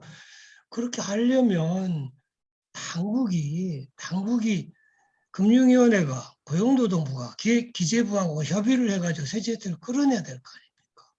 근데 그런 노력 하셨습니까? 거기에 대한 우리나라의 정책 당국이 보건복지부가 국민연금 제도를 정상화하려고 기울인 노력에 비하면은 이 사적연금 당국이 우리나라의 퇴직연금이 됐던 연금저축이 됐던 이걸 제도에 올리려는 노력이 너무 부족했다. 거기에 대한 왜 고찰은 하나도 안 합니까? 저는 그야말로 이 아주 책임이 크다고 봅니다. 그 다음에 우리 그 세 번째 우리 그 사회연금이라고 말씀해 주신 그 주택연금 관련해서 말씀해 주셨는데요. 이용원 선생님, 그 부분은 우리나라로 보면 진짜 공적연금이 상당히 보장성이 약하죠. 사적연금은 그야말로 중상위층 제도로 운영이 돼서 저소득층은 아예 논외입니다. 그런 상황에서 사실 어떻게 말하면 상당히 다른 나라에 비해서 OECD 국가 중에서 기대감이 큰 또 앞으로 역할을 크게 해야 될 게 이제 우리 제4의 연금이라고 이른바 말씀해 주신 그 주택연금 파트가 아닌가 싶은데요. 주택연금은 기존의 그 국민연금이나 퇴직연금하고 달라가지고 이제 주택 가격이라고 하는 것은 변동 가능성이 좀 크잖아요. 그렇잖아요. 앞으로 지금 현재 이 높은 가격이 앞으로 고령화가 아주 심화된 2040년, 50년에도 상대적으로 지금 수준만큼의 높은 가격을 유지할까 하는 데 대해서 누구도 담보를 할 수가 없지 않습니까? 그래서 더구나 인구가 구조가 바뀌고 더구나 인구 감소기에 접어들었단 말이죠. 그래서 인구 감소기에 주택 가격이 어떻게 될 것인지, 그래서 또 도시부와 농촌부, 또 도시부 안에서도 대도시와 중소도시 간의 가격 변동성이 앞으로 어떻게 될 것인지에 대한 것도 조금은 더 검토가 필요하지 않을까. 상당히 우리나라로 보면 지금 공적연금이 됐든 사적연금이 됐든 이른바 금융소득에 의한 노소득 보장이 굉장히 다른 나라에 비하면 취약한 상태로 돼 있고 앞으로 크게 개선될 조짐이 저는 안 보인다고 봐요. 그런 점에서 이 다른 나라 이상으로 이 램이 됐던 허가 됐던 우리나라의 독특한 이 주택연금 제도를 빨리 정착화하고 이 파트를 통해 가지고 노소득 보장을 강화할 필요성이 크다고 보는데 제가 지금 처음에 말씀드린 그런 변동성에 대한 검토가 조금은 더 필요하지 않을까 그런 생각이 들었습니다. 물론 9억 원의 그 한도를 푸는 것도 필요하겠지만 앞으로 요 주택연금 제도의 정부의 그 리스크를 재정당국의 리스크를 최소화하려면 이 가격 변동성에 대한 검토도 조금은 더 필요하지 않을까 그런 생각이 들었습니다. 그리고 기본적으로 우리나라의 그 특히 공적연금 관련해서 재정당국이 굉장히 근시안적으로 접근하고 있다. 그렇죠? 지금 현재 이명박, 박근혜, 문재인 정권에 이르는 그 15년 동안 14년이죠. 14년 동안 이 공적연금 개혁이 거의 진전이 안 됐거든요. 그 이전에 비하면 그 너무 안타까운 굉장히 그 손을 놓은 그런 이 제도 개혁의 흐름이 유지되어 왔는데 한마디로 말하면 우리나라의 공적연금 개혁은 그 이전에 1980년대 후반부터 90년대 후반까지 이르는 10여 년 동안은 너무 빠른 아주 급격한 개혁을 시도를 한 반면에 그 이후에는 어떻게 말하면 너무 느슨한 그런 개혁 태도를 보이고 있는데 그 이면에는 이 선거가 5년 단위로 대통령 선거가 지속되면서 우리나라의 그 재정 당국의 그 어드바이스하는 그룹이 굉장히 도덕적으로 그 이전에 재정학자들과 다르게 굉장히 정치 오리엔트된 그러한 분들이 정책 당국에 깊이 관여된 그러한 그 파급 효과가 아닌가. 그래서 이 공적연금의 개혁이 굉장히 늦어지고 손을 놓은 배경에 있어서도 아까 그 사적연금에 대해서 제가 그 재정당국의 태세를 비판했습니다마는 이 공적연금 개혁의 느슨해진 배경에 대해서는 이 연금학자나 재정학자들이 현재 우리나라의 재정당국의 재정 스탠스가 굉장히 건전하다. 앞으로 정부가 그 조세를 통해 가지고 얼마든지 퍼블릭 트랜스퍼할 여지가 크기 때문에 이 보험료 부분 자조 노력에 해당되는 보험료 파트 의존도를 보험료를 올려가지고 부담을 줘가면서까지 정치적 리스크를 져가면서까지 이 자조 파트를 강화할 필요가 없다라고 어드바이스한 그 책임이 아주 크다고 봅니다. 그래서 이 공적연금 개혁이 늦어진 데 대해서도 이 재정학자, 연금학자들이 이 정치권에 깊숙이 관여해가지고 이른바 향후 그 노후소득 보장에 있어서 자조 파트를 강화할 필요성이 상대적으로 약하다, 강하지 않다. 너무 약한 이 조세 파트를 충분히 더 강화해서 얼마든지 노후소득 보장할 여지가 있다라고 어드바이스한 측면이 강했다.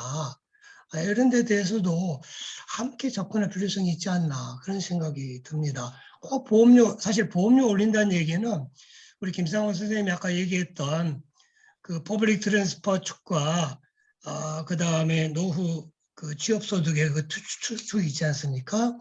거기서 그 퍼블릭 트랜스퍼 안에 파트가 사실은 잘 뜯어보면 보험료 파트와 조세 파트로 구성이 되잖아요. 보험료는 이른바 자조 노력이죠. 그렇죠? 자기가 낸 보험료 내지는 또 일부 후세대 보험료를 부조받는 그건 이제 자조 파트는 아니고 부조 파트죠. 그리고 이제 조세는 전적으로 부조 파트고. 그래서 이 퍼블릭 트랜스퍼 안에 포함된 이 부조 파트를 얼마나 줄이고 이 자조 파트를 상대적으로 키울 거냐. 정장년기에 기르는 것이 보험료고 노후에 이제 기르는 게 자기 취업소득 아닙니까? 근데 지금의 우리 공적연금 제도를 크게 바꾸지 않으면 저는 앞으로도 우리나라는 기본적으로 은퇴 이후에 노령자들, 고령자들의 취업소득을 최대한 의존하지 않을 수 없는 그런 나라가 될 것 같아요. 이미 그렇게 구조가 돼버리는지도 모르겠어요. 지금 여기서 우리가 바꿀 수 있는 것은 어떻게 하면은 이 보험료, 취업기에 자기 보험료를 좀 더 많이 내서 자조 파트를 늘려서 그 퍼블릭 트랜스퍼 안에 이른바 부조 파트를 줄여나갈 것인가 하는 것이 핵심이 아닌가 싶습니다. 싱가포르는 뭐 100% 부조가 없는 자조죠. 중국도 연금 계획을 통해 가지고 늦었지만 100% 자조 노력에 의해서 노후소득 보장을 하도록 바꾸지 않았습니까? 근데 우리는 연금제도 계획이 늦어지면서 점점 자조 파트 비중이 줄어들고 부조 파트, 후세대 보험료와 조세로 의존하는 비율이 커지도록 지금 유도하고 있는 그런 상황이거든요. 그래서 이 정치권의 어드바이스한 연금학자 내지 재정학자들의 잘못을 아주 크다고 보면서 우리가 지금 우리 조만 선생님과 오늘 참여하신 그룹이 책을 쓰면서도 우리나라의 그 연금제도에 있어서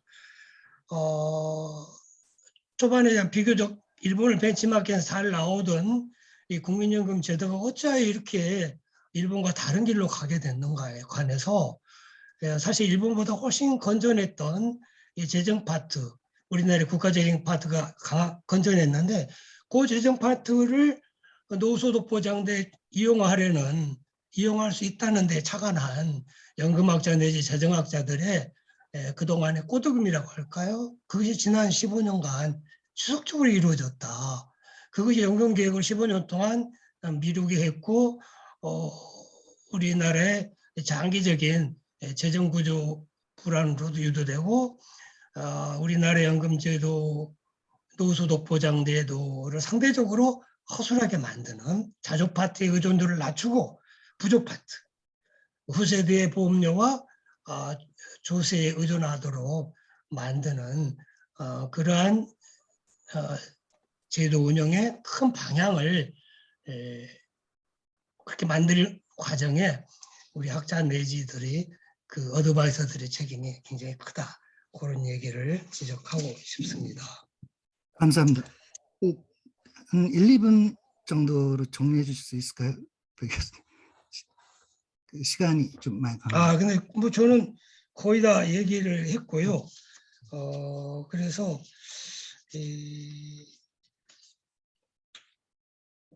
지금 추진하고 있는 이 책자 굉장히 아주 좋은 책자고 그런데 출발은 우리나라의 노후소득 보장 제도가 굉장히 조금 늦었지만 아주 건전한 방향으로 출발했는데 우리나라의 같은 사회보장 제도 안에 비교가 되는 건강보장이 있는데 건강보장 제도는 지금 세계적으로도 상당히 평가가 높은 제도로 자리매김되어 있죠. 근데 그건 이제 첫 단추를 잘 꼈다고 생각해요. 그리고 그 후에도 그 단추를 계속해서 이렇게 바꿔 끼기를 안 했는데 노후소득 보장제도의 큰 축인 이 공적연금, 그다음에 이 사적연금은 첫 단추가 잘못 끼워졌고 그 후에 첫 단추가 잘못 끼워진 그것을 계속해서 단추를 제대로 바꿔 끼워야 되는데 초기 10년 동안에는 조금 잘 바꿔 끼는 듯 했는데 그 후에 그냥 바꿔 끼기를 안 하거나 잘못된 단추를 그대로 유지하고 있다. 그래서 건강보장제도와 너무나 비교되는 우리나라의 노후소득 보장제도. OECD 제도 안에서 평가한다면 아마 37개국인가요? 그 안에서 건강보장제도는 제가 볼 때 아마 탑5 안에 들 것 같아요. 우리나라의 건강보장제도는. 세계의 많은 나라가 벤치마킹할 정도의 모범적인 제도인데 노후소득 보장제도는 저 뒤에서 뒤에서 이 후위권 안에서 순위 다툼하고 있는 그런 실정이라고 간단히 평가하면서, 아무튼 이 책을 쓰시면서 그 큰 그림을 그리실 때 제 이 마지막 멘트가 조금이라도 참고가 됐으면 좋겠습니다. 이상입니다. 예, 감사합니다. 원로 교수님으로서 상당히 비판적인 시각에 서서 따갑게 지적을 해주셨습니다. 저도 제 입장에서 한 가지만 간단히 지적하고 넘어가겠습니다. 지금 우리가 토론한 것 중에 빠진 게 있는데요. 그거는 한국이 뭐가 부족하냐 하면은 포터빌티가 굉장히 부족합니다. 전직이 많은데 기업에서 다른 기업으로 이직을 하면 연금이 끊겨요. 근데 포터빌티는 보통 뭐 기업연금에 존재하는 문제인데 한국은 특이하게 공적연금에도 존재합니다. 공적연금이 여러 직종별로 돼 있어서 제가 한국에서 교수를 5년 정도 했는데 그 교수연금, 교직원연금인가요? 그 교원연금 제도에 들어갑니다. 5년 하고 나갔더니 일본 와세다로 전직을 하게 됐는데요. 찾아가라고 통보가 왔습니다. 그러니까 해약을 해요. 해약을 시켜요. 그래서 저는 그 연금에 대한 의식이 그때부터 상당히 높았던 편이라서 국민연금에 가입을 했습니다. 가입을 해서 일본에 와서도 계속 지불을 했더니 어느 날 이거 해약해서 찾아가라고 또 통보가 왔대요. 왜 그러냐고 이제 찾아가서 물어봤더니 영주권을 받았다. 그러면 외국인이니까 연금제도에서 탈퇴해달라고. 그러니까 그래서 연금을 전부 단절시켜요. 그 국가가 공권력을 가지고 단절시킵니다, 한국은. 그러니까 지금 배 교수님 말씀에 상당히 공감을 하는데 국가 공무원들의 의식이 연금을 소중하게 키워서 연결시켜서 노후로 가져가도록 도와주는 게 아니라 다 단절을 시켜요, 공권력을 가지고. 아주 못된 사람들이라고 생각을 했던 적이 있었는데 그러지 말고 포탈리티를 공적연금, 사적연금에서 강화시킬 필요가 있습니다. 저는 제 얘기는 이상이고요. 시간이 조금 지났는데 어떻게 할까요? 원래는 토론할 계획이었는데 토론이 어렵겠습니다. 어려워서 지금 패널들께서 못 하신 얘기가 많이 있으실 거예요. 한마디씩만 한 1분 정도씩 사용하셔서 한마디씩만 하시죠. 먼저 조만 회장님부터 시작하실까요? 1, 2분 정도로. 예, 저는 뭐 특별히 드릴 말씀은 없고요. 오늘 그 네 분, 좌장 이용무 교수님까지 포함해서 굉장히 좋은 얘기 많이 들었고요. 특별히 배준호 교수님 마지막에 하신 말씀, 저희가 이제 책을 이제 완성을 하면서 좀 잘 소화를 해서 반영을 하도록 하겠습니다. 그리고 앞쪽에 이제 저희 정홍주 교수님이 좌장을 하셔서 아세안 칸츄리의 이제 보험 시장에 초점을 맞춰서 아주 훌륭한 세션을 진행을 해주셨고요. 그리고 이 패널 토론도 연금 관련해서 제가 뭐 여러 세션을 들었지만 제일 좀 영양가 있는 얘기들이 나오지 않았나 하는 생각이 들고요. 저희가 이제 이 국제학회인 만큼 뭐 이런 논의들을 좀 다른 나라의 이제 어떤 동료들하고 계속 지속적으로 이어가는 노력을 하도록 하겠습니다.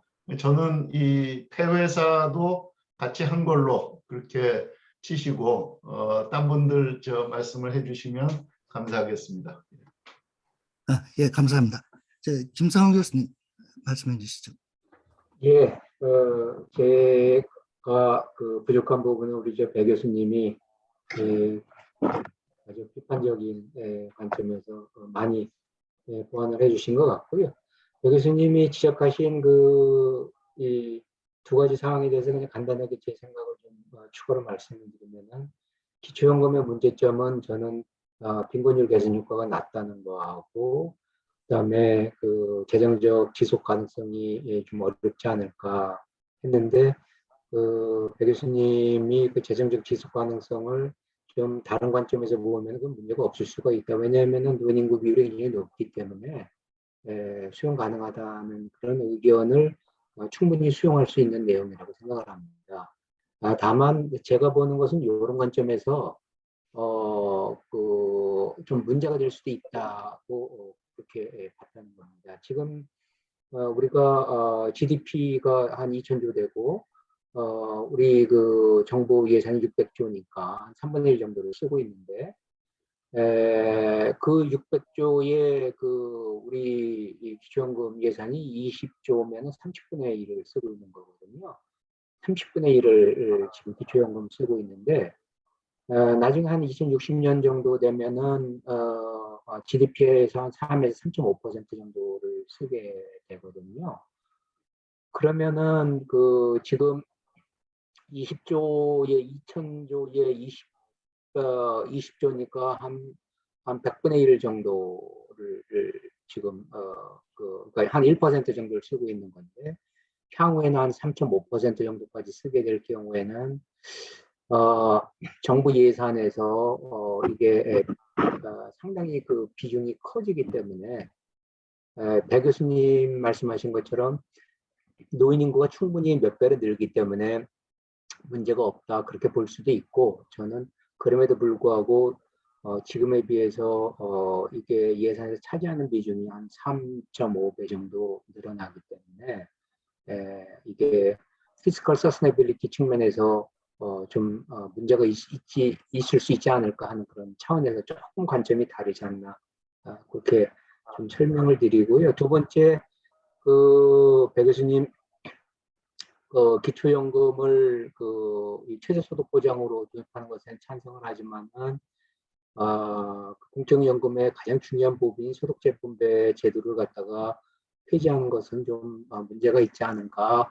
배 교수님 뭐 어떤 관점이신지 저도 사실은 뭐 제가 충분히 다 이해하고 올바른 말씀이고 저도 동의하는 이야기인데 그런데 그 기초연금도 사실 공적연금이고 그러면은 제 말씀은 국민연금 제도가 갖고 있는 그런 그 가입 혜택이라든가 이런 측면을 갖다가 좀 없애기 위해서 국민연금이 갖고 있던 그 소득세 분배 기능을 그것을 그냥 기초연금 쪽으로 옮기고 국민연금은 그냥 그 소득세 분배 기능이 없는 소득 비례로 하는 게 더 낫지 않을까. 특히 이렇게 생각하는 이유 중에 하나는 지금 있는 형태로 재분배 기능을 갖고 가면서 이렇게 하면은 그 현실적으로 이게 유지가 불가능하기 때문에 왜냐하면은 보험료율을 13%로 올린다고 해도 실제로 필요한 보험료율의 절반 정도밖에 안 되기 때문에 배 교수님 입장이 충분히 이해를 하고 저도 소득세 분배 기능이 필요하다고 생각을 하지만은 제도가 유지가 안 되기 때문에 그런 측면에서 과감하게 그 소득세 분배 측면을 기능을 갖다 기초연금으로 집어넣고 이쪽은 그 국민연금은 소득 비례로 가는 게 낫지 않을까 하는 그런 생각을 좀 해봤고요. 잠깐 우리 조만 회장님 관련돼서 좀 제가 제안을 좀 확인을 좀 부탁드리려고 하는 것은 아까 발표하실 때 네트 리플레이스먼트 레이쇼 해갖고 독일이 68%로 이렇게 나와 있는 거를 보니까 순소득 이 소득 대체율인 게 맞은 것 같습니다. 근데 제가 궁금한 것은 우리나라가 한국이 코리아가 43%로 나왔고 저편이 61% 나와 있는데 한국이 코리아가 43%라고 하는 게 어디에서 그렇게 나왔는지 그 수치가 적정한 수치인지가 이제 일단은 제가 궁금하고요.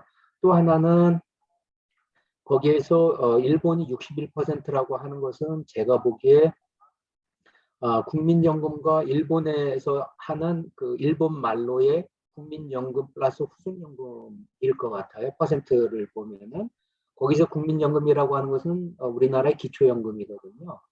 그러니까 그 일본이 61%라고 하는 것은 기초연금, 우리나라 말로 한 기초연금 플러스 국민연금을 계산을 한 것 같거든요.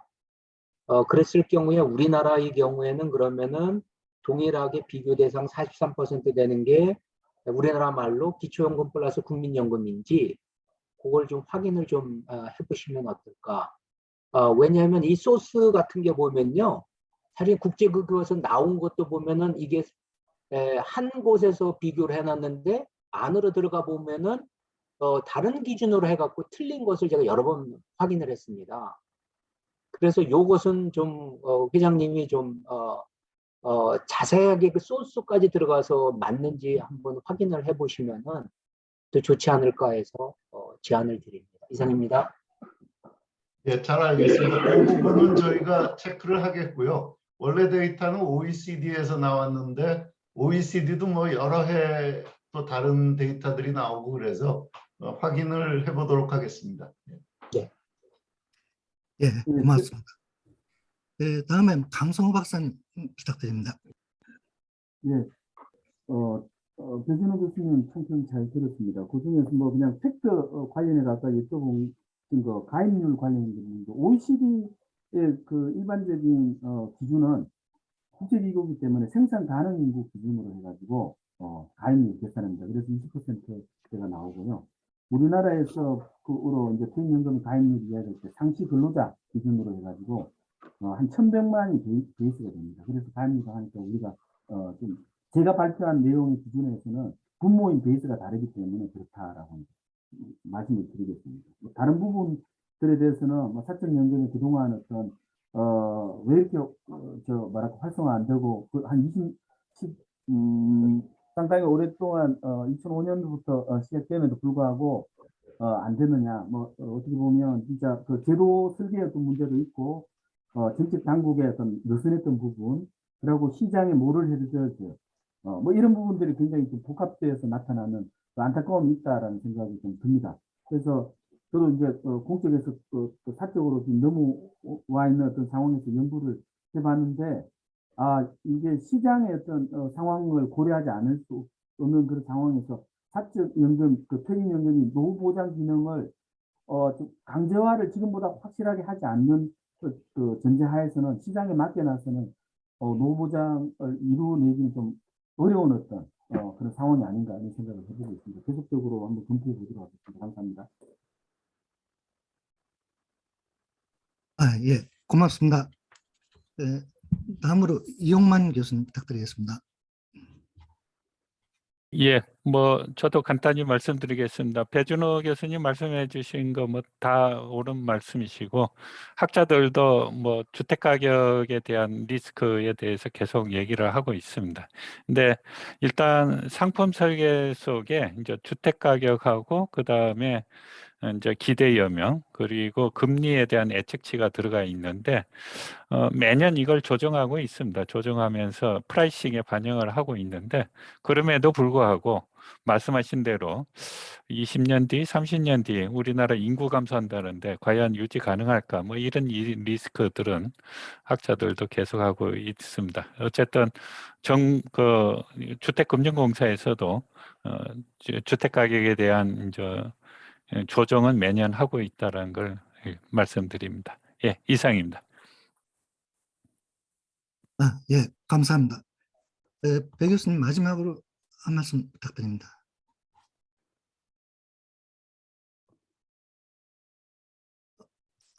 배 교수님. 저요? 예, 예. 저는 그냥 뭐 특별히 드릴 얘기는 없습니다. 다만 지금 제가 잠시 착란 상태라고 그러나요? 그런 현상을 좀 보였어요. 그래서 그냥 저는 제 발언은 생략하고 그렇게 얘기해 주시면 좋겠습니다. 제가 잠시 뭔가 좀 잘못돼서 그러는지 드문 현상인데요. 잠시 뭔가 지금 다른 세계에 가 있었습니다. 그래서 제 발언은 생략하고 그냥. 예. 배 교수님 지금까지 코멘트는 완벽하게 다 하셨습니다.